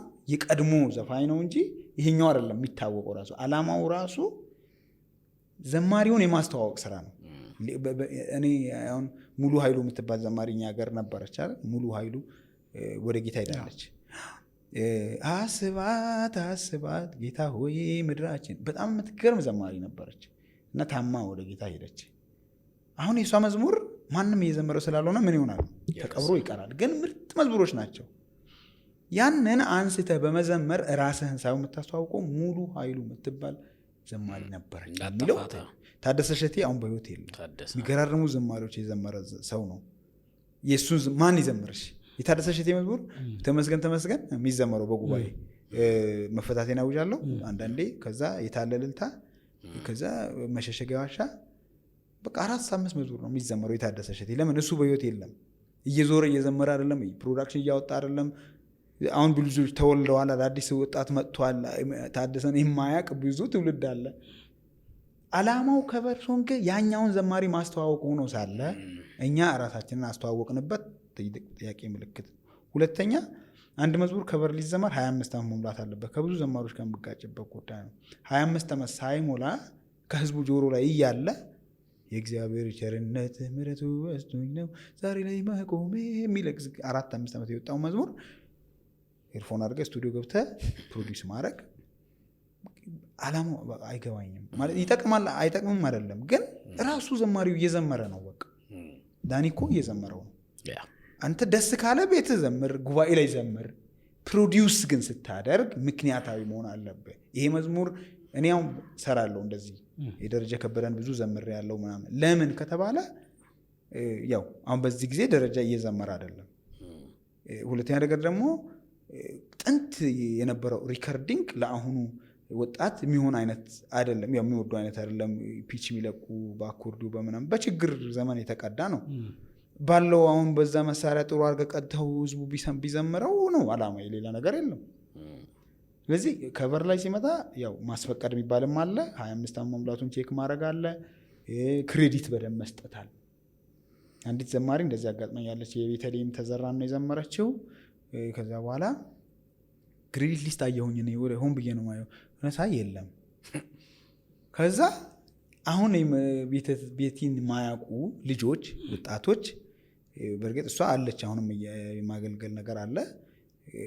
ማያውቁ ልጆች ግን የእሷ ነው የሚሉት። በቃ እንትን የሚለውን መዝሙር የኢሎራዎች ነው ያለ አውቃለሁ። ክፍል አገር ጠይቄ እንትን የሚለው ቅብዝብዝነቴ አጣሁት ከላይ የሚለው ይሄ የኢሎራዎች ነው አሉኝ። አየህ ክሬዲት ሰጥተው ሊሆን ይችላል። አይ ነው ግን ሰው በደንብም ላይ ይችላል። ከተቻለ የዘማሪውን ፎቶ አስቀምጠ ነው ማስተዋወቅ ያለብን ማለት ነው። ይሄ የኛ አይደለም፣ እኛ አሬንጅ አድርገነው ነው የሚለው ነገር። ያ ማለት መንፈሳዊነታችንን ጥለን የመዝሙር ሌጋሲ የንብረት ክርክር ለመግባት ምናምን በሚል ሳይሆን ጨዋነት የምንተዳደረው በዚህ ዓለም ስርዓት እስከሆነ ድረስ ይኸው ሲዲ እያሳተምን ምን በዓለም ስርዓት አለ ነገሮቻችን የምናስተላልፈው። ይኸው ይሄ እኮ እኛ የሰራ ነው አለ ቤተክርስቲያናት ይህን የፈበረከችው አይደለም። ሚዲየሙ ይኸው በዓለም ያለ ስርዓት ነው። የሚዲያ ህግ እኛ ጋርም ይመጣል። የኮፒራይት ህግ እኛ ጋርም ይመጣል። ለምን የምንተዳደረው ታይም ስፔስ ማተር በሚለው በዚህ በታይም ኤንድ ስፔስ ውስጥ ነው ያለነው እንጂ መንፈሳዊ ብቻ አድርገነው መዝሙር የእግዚአብሔር ነው የማንንም ማንም ተነስቶ ይዘም ድሮ እንደዛም ሁሉ ነበረ። የማን መዝሙር እንደሆነ ሁሉ አይታወቅም ነበረ በእነ አዲሱ ወርቁ በእነ ዶክተር ለገሰ ውትሮ ዘመን ማለት ነው። ስለዚህ ይህንን ነው እኔ የማስቀምጠው። ሁሉም ድምፅ ያለው መዝሙር ሊኖረው ይገባል፣ ግዴታ አይደለም። ሁሉም ደግሞ መዝሙር ያለው ራሱ መዘመር አለበት፣ ራሱ ግዴታ አይደለም። ለኳይር ሊሰጥ ይችላል፣ ድምፁ ማመር ከሆነ ለሌላ ሰው እንዲዘምር መስጠት ይችላል። ይህን ነው የሙዚቃ ህግ የሚቀበለው። ፓስተር በዚህ የምጨምረው ካለ ጨምር። ከዛ ተጨማሪ ደግሞ ተተኪ ዘማሪያን አዲስ ዘማሪያን በአገልግሎታቸው ረጅም እንግዲህ እንዳገለገለ ሰው ብዙ ይሾች ስላነሳን በአጥቢያ መተከል ዝማሬውን ምናምን ስላነሳን ረጅም እንዲጓዙ ምን ትመክራለህ የሚለውን እንትን ብለን የረትሽን መጨረሻ የምጨምረው ካለ ፋይናላይዝ እናድርግ። እሺ እግዚአብሔር ይመስገን። አይ ቲንክ ረታ በደንብ አስቀምጦታል። እሱ ላይ ልጨምር የምፈልገው ነገር ምንድን ነው፣ ትንሽ በዚህ በኢቫንጀሊዝሙ እንትን ዓለም የማይታወቀው ተለይቶ የማይታወቅ የሚደባለቅ ነገር ያለው ወርሺፕ ሊደር እና ዘማሪ ልዩነት አለው። ይሄ ይቀላቀላል። ኦኬ የአምልኮ መሪና ዘማሪ እኔ በሶስት ከፍለዋለሁ። ወርሺፕ ሊደር ብቻ የሆነ ግሬስ ያላቸው አሉ። አምልኮ መምራት ብቻ የሆነ ያሏቸው አሉ። ዝማሬ ብቻ ማውጣት የሚችሉ አሉ። ሁለቱም ደግሞ ያላቸው አሉ። አምልኮ መምራት፣ መዝሙርን መድረስ የሚችሉ ማለት ነው። እነዚህ ነጣጥለን ነው ማየት ያለብን። ቅድም ረታ እንዳለው አንዱን አንዱ ጋር መጫን የለበትም። በጣም ብዙ ስለምሰማ ማለት ነው። ለምሳሌ አሁን በዚህ ዘመን ላይ በጣም ብዙ የአምልኮ መሪዎች የሌላውን ሰው መዝሙር እየዘመሩ እነሱ ታውቀዋል፣ እነሱ ፊተኞች ሆነዋል። ኦኬ አንድም የራሳቸውን መዝሙር ሲዘምሩ አይታይም የሚል ኮምፕሌን ምናምን እሰማለሁ። እና አለው ወይ ነው መዝሙር የመድረስ እንትን አለው ወይ? ከሌለው ለምን አስጨንቀዋለሁ? እሱ የተሰጠው አምልኮ መምራት ነው፣ የጉባኤን አምልኮ መምራት ነው። ስለዚህ እንዲህ አይነት ስጦታ ከእግዚአብሔር የተሰጣቸው ሰዎች ቆመው አምልኮ በመምራት ብቻ ማገልገል ይችላሉ። አሁን የራሳቸው መዝሙር ስለሌላቸው ኦብቪየስሊ አምልኮ ለመምራት የሌላ ሰው መዝሙር ነው መጠቀም የሚችሉት ነው። ኦኬ ቅድም እንዳለው ወደ ፕሮዳክሽን እስካልተኬደ ድረስ ማለት ነው። ስለዚህ እንዲህ አይነት ሰዎች ብቻ የሆኑትን ለምን የራስን መዝሙር አታወጣም? የራስህን እንትን የማታረግ ከሆነ የሰው መዝሙሮች እየወሰድክ እየተባለ የማይሆን ነገር ውስጥ መከተት የለበትም። ደግሞ የሚገርም በተቃራኒው በጣም የሚገራርም መዝሙር የሚያወጡ አውጥተህ አምልኮ ምሩ ስትላቸው ከመዘመር ውጭ አምልኮ መምራት አይችሉም። ስቱዲዮ ውስጥ በጣም ያምራል ድምፃቸው፣ በጣም ዝማሪያቸው ያምራል። ድምፃቸውን ሰምተህ እና እንትኑን ሰምተህ መዝሙሩን ሰምተህ ወስደህ የጉባኤ መሪነት ብትሰጣቸው እንትን መምራት የማይችሉ አሉ። መዘመር ይችላሉ፣ ግን አምልኮን መምራት የማይችሉ አሉ። እንደሱ አይነት ተሰጥቶ የሌላቸውን ደግሞ የራስን መዝሙር አውጥተሃል፣ ገጥመሃል፣ ደርሰሃልና አምልኮ በግድ ምራ መባልም የለባቸው ከሌላቸው ማለት ነው። ሁለቱም ደግሞ ያላቸው ይኖራሉ። የራሳቸውንም መዝሙር መድረስ የሚችሉ ደግሞ አምልኮንም መምራት የሚችሉ ሰዎች ደግሞ ይኖራሉ። እንደዚህ በርካቶች አሉ። ሁለቱም ካላቸው ደግሞ ሁለቱንም ሲያደርጉ እናያቸዋለን ማለት ነው። እነሱ ሰዎች አምልኮ በመምራት ላይ አዘንብለው የራሳቸውን መዝሙር መድረስ ላይ ከተዳከሙ ኢንከሬጅ ልናደርጋቸው እንችላለን። በሰዎች መዝሙር ብቻ እየዘመሩ የራሳቸውን ዝቅ የሚያደርጉ ከሆነ አላቸው መድረስ ተስጦ ስላላቸው ዝማሬ ማውጣት፣ እነሱ ለምን የራስን መዝሙር አትጨምርም አታክልም፣ እንዲሁም ወደ ራስህ ለምን እንትላትልም መባል አለባቸው። እንደ ዲቮሽን ነው ጸጋ እንትን የሚለው እና እንደዛ ሊደረግ ይችላሉ የሚል ነው የምጨምረው። ሌላ የሰጠኝ ጀማሪ ዘማሪዎች ላይ ረጅም ርቀት እንዲሄዱ እንግዲህ ይሄ ረጅም ርቀት የሚለው ነገር በዚህ ምሳሌነት ልግለጥ። ለምሳሌ አንድ ዛፍ ረጅም ዓመት የሚኖረው እንዴት ነው? አንድ ህንፃ ረጅም ዘመን የሚቆየው እንዴት ነው? እድሜውን የሚወስንለት ምንድን ነው? አንድ ህንፃ፣ አንድ ዛፍ እድሜውን የሚወስንለት ምንድን ነው ስንል እንደ ዛፍ ከወሰድን ስር መስደዱን። ስር የሚሰድ ዛፍ ረጅም እድሜ የመቆየት ችግርን የማለፍ ወጀብን የማለፍ እንትላለው። መሰረቱ ጥሩ የሆነ ህንፃ ላይ ካስካኖርኮ ደግሞ ያም ህንፃ ለረጅም ዓመት 1000 ዓመት ይዘለቁ አሉ። በአውሮፓ ውስጥ ከተገነባ 1000 ዓመት ነው የሚባሉ አሉ። ያን ያክል ዓመት እንዴት ሊዘልቅ ቻለ ያ ህንፃ? ሳኦል ጋር ሲቀርብና ጎልያድን ሊገጥም ሲል እንዴት ትችለዋለህ? እሱ እኮ ከልጅነቱ ጀምሮ ጦረኛ ነው። እሱ እኮ ከልጅነቱ ጀምሮ ጎልያድ እንዴት ትችለዋለህ ምናምን ሲለው የጓዳውን ህይወት ነው ያወጣው። እኔ እኮ የአባቴን በጎች ስጠብቅ አንበሳ መጥቶ ሲወስድ ጠቦት እንደዚህ መጥቶ ሲወስድ እንደዚህ አሳድጄ እመታለሁ። በጓዳዬ ያለማመደኝን በአደባባይ መግለጥ አያቅተኝም ማለት ነው። የጓዳ ህይወት ሁልጊዜ አደባባይ ላይ ድልን ይሰጣል ነው። በዚህ ዘመን የማየው ትንሽ አደባባይ ብቻ እየተሮጠ የብዙ ሰዎች ህይወት ተሸርሽሮ አልቆ እንደው ቀፎ ሆኖ ሁሉ የምንቀርበት ጊዜ አለ እና ሁልጊዜ የጓዳ ህይወት ያስፈልገናል። የጓዳ ድል፣ ጓዳ ያሸነፍ ነው፣ ጓዳ የተነካ ነው መዝሙር ነው አደባባይ ላይ ስናወጣው በጣም የሚነካው። እኔ በህይወት ካየሁት እኔ ስዘምረው እኔን ይነካኝ ደፍነትሊ አደባባይ ይነካል፣ ምንም ጥርጥር። እኔን ያልነካኝን መዝሙሩን ስለማቀው ወይም ቆንጆ ግጥም ስለሆነ ባወጣው ግን አይነካም። ስለዚህ መጀመሪያ ጓዳ ላይ ይለቁ። በጓዳ ለጓዳ ህይወት ታይም ኢንቨስት ማድረግ አለብህ፣ ገንዘብ ኢንቨስት ማድረግ አለብህ፣ እዛ ላይ ጊዜ ኢንቨስት ማድረግ አለብህ። እንደሱ አይነቱን ነገር የጀማሪ እንትኖች ቢያደርጉ ብዬ እመክራለሁ ማለት ነው። ሌላው ቅድም አንስተነዋል፣ ሜንቶርሺፕ ቢኖራቸው፣ አባት ቢኖራቸው፣ ተጠሪ የሚሆኑበት ቦታ ቢኖራቸው ረጅም ርቀት ለመሄድ ይረዳቸዋል። አባት የሌለው በአጭር ይቀጫል። የተወሰነ ፍሎሪሽ ሊያደርግ ይችላል፣ ሊያብብ ይችላል፣ ከዛ ይከስማል። አባት ያለው ሰው ግን ረጅም ርቀት መሄድ ይችላል። ይሄ በጣም ኪ ነው፣ በጣም ቁልፍ እንትን ነው። ኮች ስር መግባት በጣም ወሳኝነት አለው ማለት ነው። እነዚህ ነው።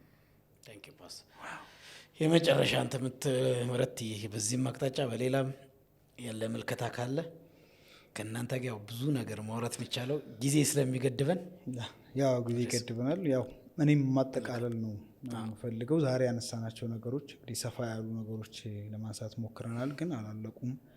ብዙ ነገሮች አሉ። በተለይ በዘማሪ ኤሪያ ላይ እየተነሳ ያለው ነገር ብዙ ነውና እኔ በአጭር መልእክት ለማስቀመጥ ዘማሪዎችም፣ ሙዚቀኞችም፣ የመድረክ የጉባኤ አምልኮ መሪዎችም ሁላችንም ለወንጌል እንቅፋት የሚሆኑ ነገሮችን ከህይወታችንም ከጥበባችንም ላይ እንገድብ፣ እናንሳ የሚል ትልቅ ምክር አለኝ።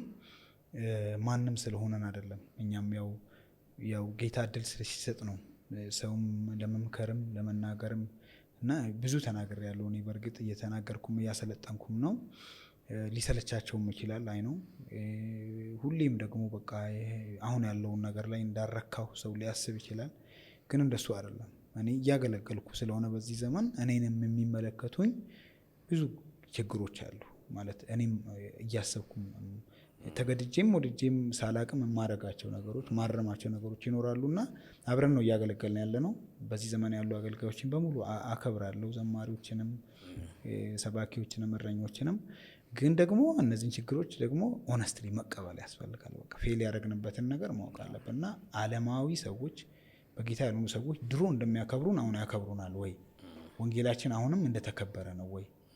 በጣም እንቅፋት የሚሆኑ ነገሮች አልበዙም ወይ? እና እነዚህን ነገሮች ከሁሉም ቤተ እምነት ከሁሉም አገልጋይ ያው ቆሻሻውን ነው የምታነሳው እንጂ እሱን አታጠፋውም። እና ቆሻሻ የማንሳት ካስፈለገ ሙሉ የተበላሸም ካለ ልብሱን አውልቀህ ታጥባለህ እንጂ እሱን አታጠፋም። እና በዛ መንፈስ እንዲረዱ በጣም በትህትና ጠይቃለሁ። ሙዚቀኞች በየስቱዲዮው በብዙ ዋጋ እየከፈሉ የሚያቀናብሩ ዘማሪዎች በየስቱዲዮ በጣም ብዙ ዋጋ የሚከፍሉ ያላቸውን ነገር ለጌታ ለማቅረብ በመስዋዕትነት መንፈስ እንዲያገለግሉ አበረታታለሁ። አንድ ጊዜ ስቱዲዮ ውስጥ እየሰራን አንድ ዘማሪ በጣም ቆይቶበት ይህን ሲዲ አውጥቼ ያልፍልኛል ስል እንደዚህ የሆነ አደረጋችሁብኝ ምናምን ብሎ አለቀሰ። ለእኔ ግን ትልቅ ትምህርት ሰጠኝ። ለካ ሲዲ አውጥተን እንዲያልፍልን ነው ወይ? ችግር የለም ሲዲ አውጥተን ቢያልፍልን በራሱ ጌታ በራሱ መንገድ ችግር የለም። አላማ ግን መሆን አይችልም። በፈለከው መንገድ ብታይ መንፈሳዊ ነገርን አገልግዬ ያንን እንደ ትርፍ በምድር ለማግኘው ትርፍ አይገኝም አላልኩ። አላማ መሆን አይችልም፣ ግብ መሆን አይችልም ነው። ግን ትሩፋት አለው። እግዚአብሔር ማገልገል ብዙ በረከት አለው። ያንን አይደለ በጨዋነት ትይዘዋለህ እንጂ ዋና አድርገው አስቀምጠህ እሱን እያባረርክ በቃ ትሰብካለህ፣ ሚሊዮኔር ትሆናለህ፣ እንደነ መኪና ትነዳለህ፣ ጌታን አገልግለህ ማንም እንደዚህ እንደ ኮንዲሽን እያስቀመጥን እንደዛ አይነት ውዝግብ ውስጥ መግባት ሳይሆን ሁል ጊዜ አላማችንን አጠርተን ኮንሰርትም የዝማሬ ዝግጅትም የሚያዘጋጁትን ብዙ እንዳልን የተከታታይ ሆኖ አንድ ውድድር እንዳይመስል ኮምፒቲሽን እንዳይመስል መናበብም ራሱ ቢኖር በዘማሪዎች መካከል አይነቱን ለመቃየር እከሌ ባለፈው በዚህ አይነት አውድ አድርጓል፣ እኔ ደግሞ እንዲህ ባደርግ አገልግሎት ተያይዞ መሄድ ነገር እንጂ ኮምፒት አይደለም የሚያደርገው። ኮምፕሊመንት እያደረገ ነው መሄድ ያለበት አንዱ ከአንዱ ጋር ኮምፕሊመንት። እኔ ኮምፒቲቲቭ ስፒሪት መውደቂያ ነው እና ይህንን በጣም መጠንቀቅ አለብን። አርት ደግሞ ባይ ኔቸር ኮምፒቲቲቭ ያደርጋል። ራሱ የአርቱ ባህሪ ነው። እዚህ ውስጥ ያለው ብሬን ፕሮግራሚንጉ የአርቲስት ዴቪዬት ያደርጋል። ስፔሻሊ ቅንዓት፣ ኤንቪ፣ እንደገና ደግሞ ስፒሪት ኦፍ ኮምፒቲሽን በጣም ይዋጋናል እኛ አርቲስቶች እና ደግሞ በጣም ስፔሻል አድርገን ራሳችንን የማየት ነገር ለምን ሞር ከስሜት ጋር የተቀራረበ ጥበብ ስለሆነ ስሜታችን ይመራናል እና ያንን በጣም መቆጠብ። ሌላ ምናልባት ያላነሳ ነው አንድ አጭር ማሳሰቢያ ጌታ ቢረዳን ሂውመር የሚባለው የዚህ ቀልድ ቧልት ምንድን ነው መቀለድ የማሳቅ ባህሪ ከሙዚቃ ጥበብ ጋር አብሮ የሚሰጥ ነገር ነው። አንዳንድ መጽሐፎች ስታይ ታገኛለህ እና ሂውመር ኔቸር አለው ሙዚቀኛ። ያ ነገር ወደ ቧልትና አገልግሎታችንን ሰው እስከማይቀበል ድረስ የተለጠጠ ቀልድ የተለጠጠ በእግዚአብሔር ቃልም በአገልጋዮችም ላይ የሚደረግ ቧልትና ወደዛ እንዳይመራን ሁላችንም በእግዚአብሔር ቃል ልጓም አውቀን ኔቸራችን ስለሆነ በቀላሉ ነው አንድን ነገር ወደሚያስቅ ነገር ለመቀየር ሙዚቀኛ አይከብድም። አንድ ጊዜ አንድ አገልጋይ ለአንድ ሙዚቀኛ ደውሎ ዛሬ ስም ጥሪ አለ፣ ስም መጥራት ሁሉ ተጀምሯል ምናምን ሲል በቃ የኔ ሲጠራ አቤት በልልኝ ብሏል እና ማለት እንዲህ ለማዞር የሙዚቃ ጥበብ ሰዎች ቅርብ ናቸው። ደስ ይላል፣ ሳቅ በጣም ደስ ይላል። ግን አገልግሎታችንን ሰው እስከማይቀበል መድረክ ላይ ረዥሙን ሰዓት በቧልት በሚያስቅ ነገር ብቻ ስናደርገው በጣም አቅጣጫችንን ስለሚያስት እዚህም ላይ ጥንቃቄ እንዲደረግ አሳስባለሁ። በጣም ወዳችኋለሁ፣ አከብራችኋለሁ። በዚህ ዘመን ያሉ ዘማሪዎችን፣ ሙዚቀኞችን ሁሉ በጣም ነው የምቀበለው። ያሉትን ግድፈቶች ከማረም አንጻር ብቻ ነው የምናገረው። ተባረኩ። ይሄን መልእክት በጣም አመሰግናለሁ። እንግዲህ ሁለታችሁ ለምኩራብ ሾው የመጀመሪያ ናችሁ እና የመጨረሻ እንደማይሆን ተስፋ አለኝ ማለት ነው። በግልም በጋራም ብዙ ርዕሰ ጉዳይ ከእናንተ ጋር ከልምድም ከአገልግሎትም አንድ ጉዳይ ላይ ነው አጠንጥነን ያወራ ነው። ግን ብዙ ልናወራ አድሬስ ልናደርጋቸው የምንችላቸው ሾዎች አሉ። ስለዚህ በቀጣይ በተለያየ ጊዜ እንዳመቻችሁ በአገልግሎት ቢዚ እንደሆናችሁ ባቅም እድል እንደምትሰጡኝ አምናለሁ። ቃል እንደምትገቡልኝ ማለት ነው። የምኩራብ ቃል እንገባለን። በጣም ነው አመሰግናለሁ። ያ ውድ የምኩራብ ሾው ተከታታዮቼ ከመጋቢ አብይ ሀዋዝ እንዲሁም ከወንድም ረታ ጳውሎስ ጋር ያደረኩት ቆይታ ይህን ይመስላል። በብዙ እንደምትማሩበት እርግጠኛ ነኝ። ኮሜንት መስጫ ላይ ሀሳባችሁን፣ አስተያየታችሁን ስጡን። እንደተለመደው እዛ ላይ በምናስቀምጠውም ስልክ ደውላችሁ ፊድባካችሁን እንድትሰጡን ለእኛም ለአገልግሎት ይጠቅማል። መታረም አለበት የምትሉትም ነገር ለመስማት ክፍት ነን። ከዛ በተጨማሪ የምኩራብ ሾውን የዩቲዩብ ቻናል ሰብስክራይብ አድርጉ። በዛ አብራችሁን አገልግሉ። በሌላ እንግዳ እስከምንገናኝ ቸር ቆዩኝ።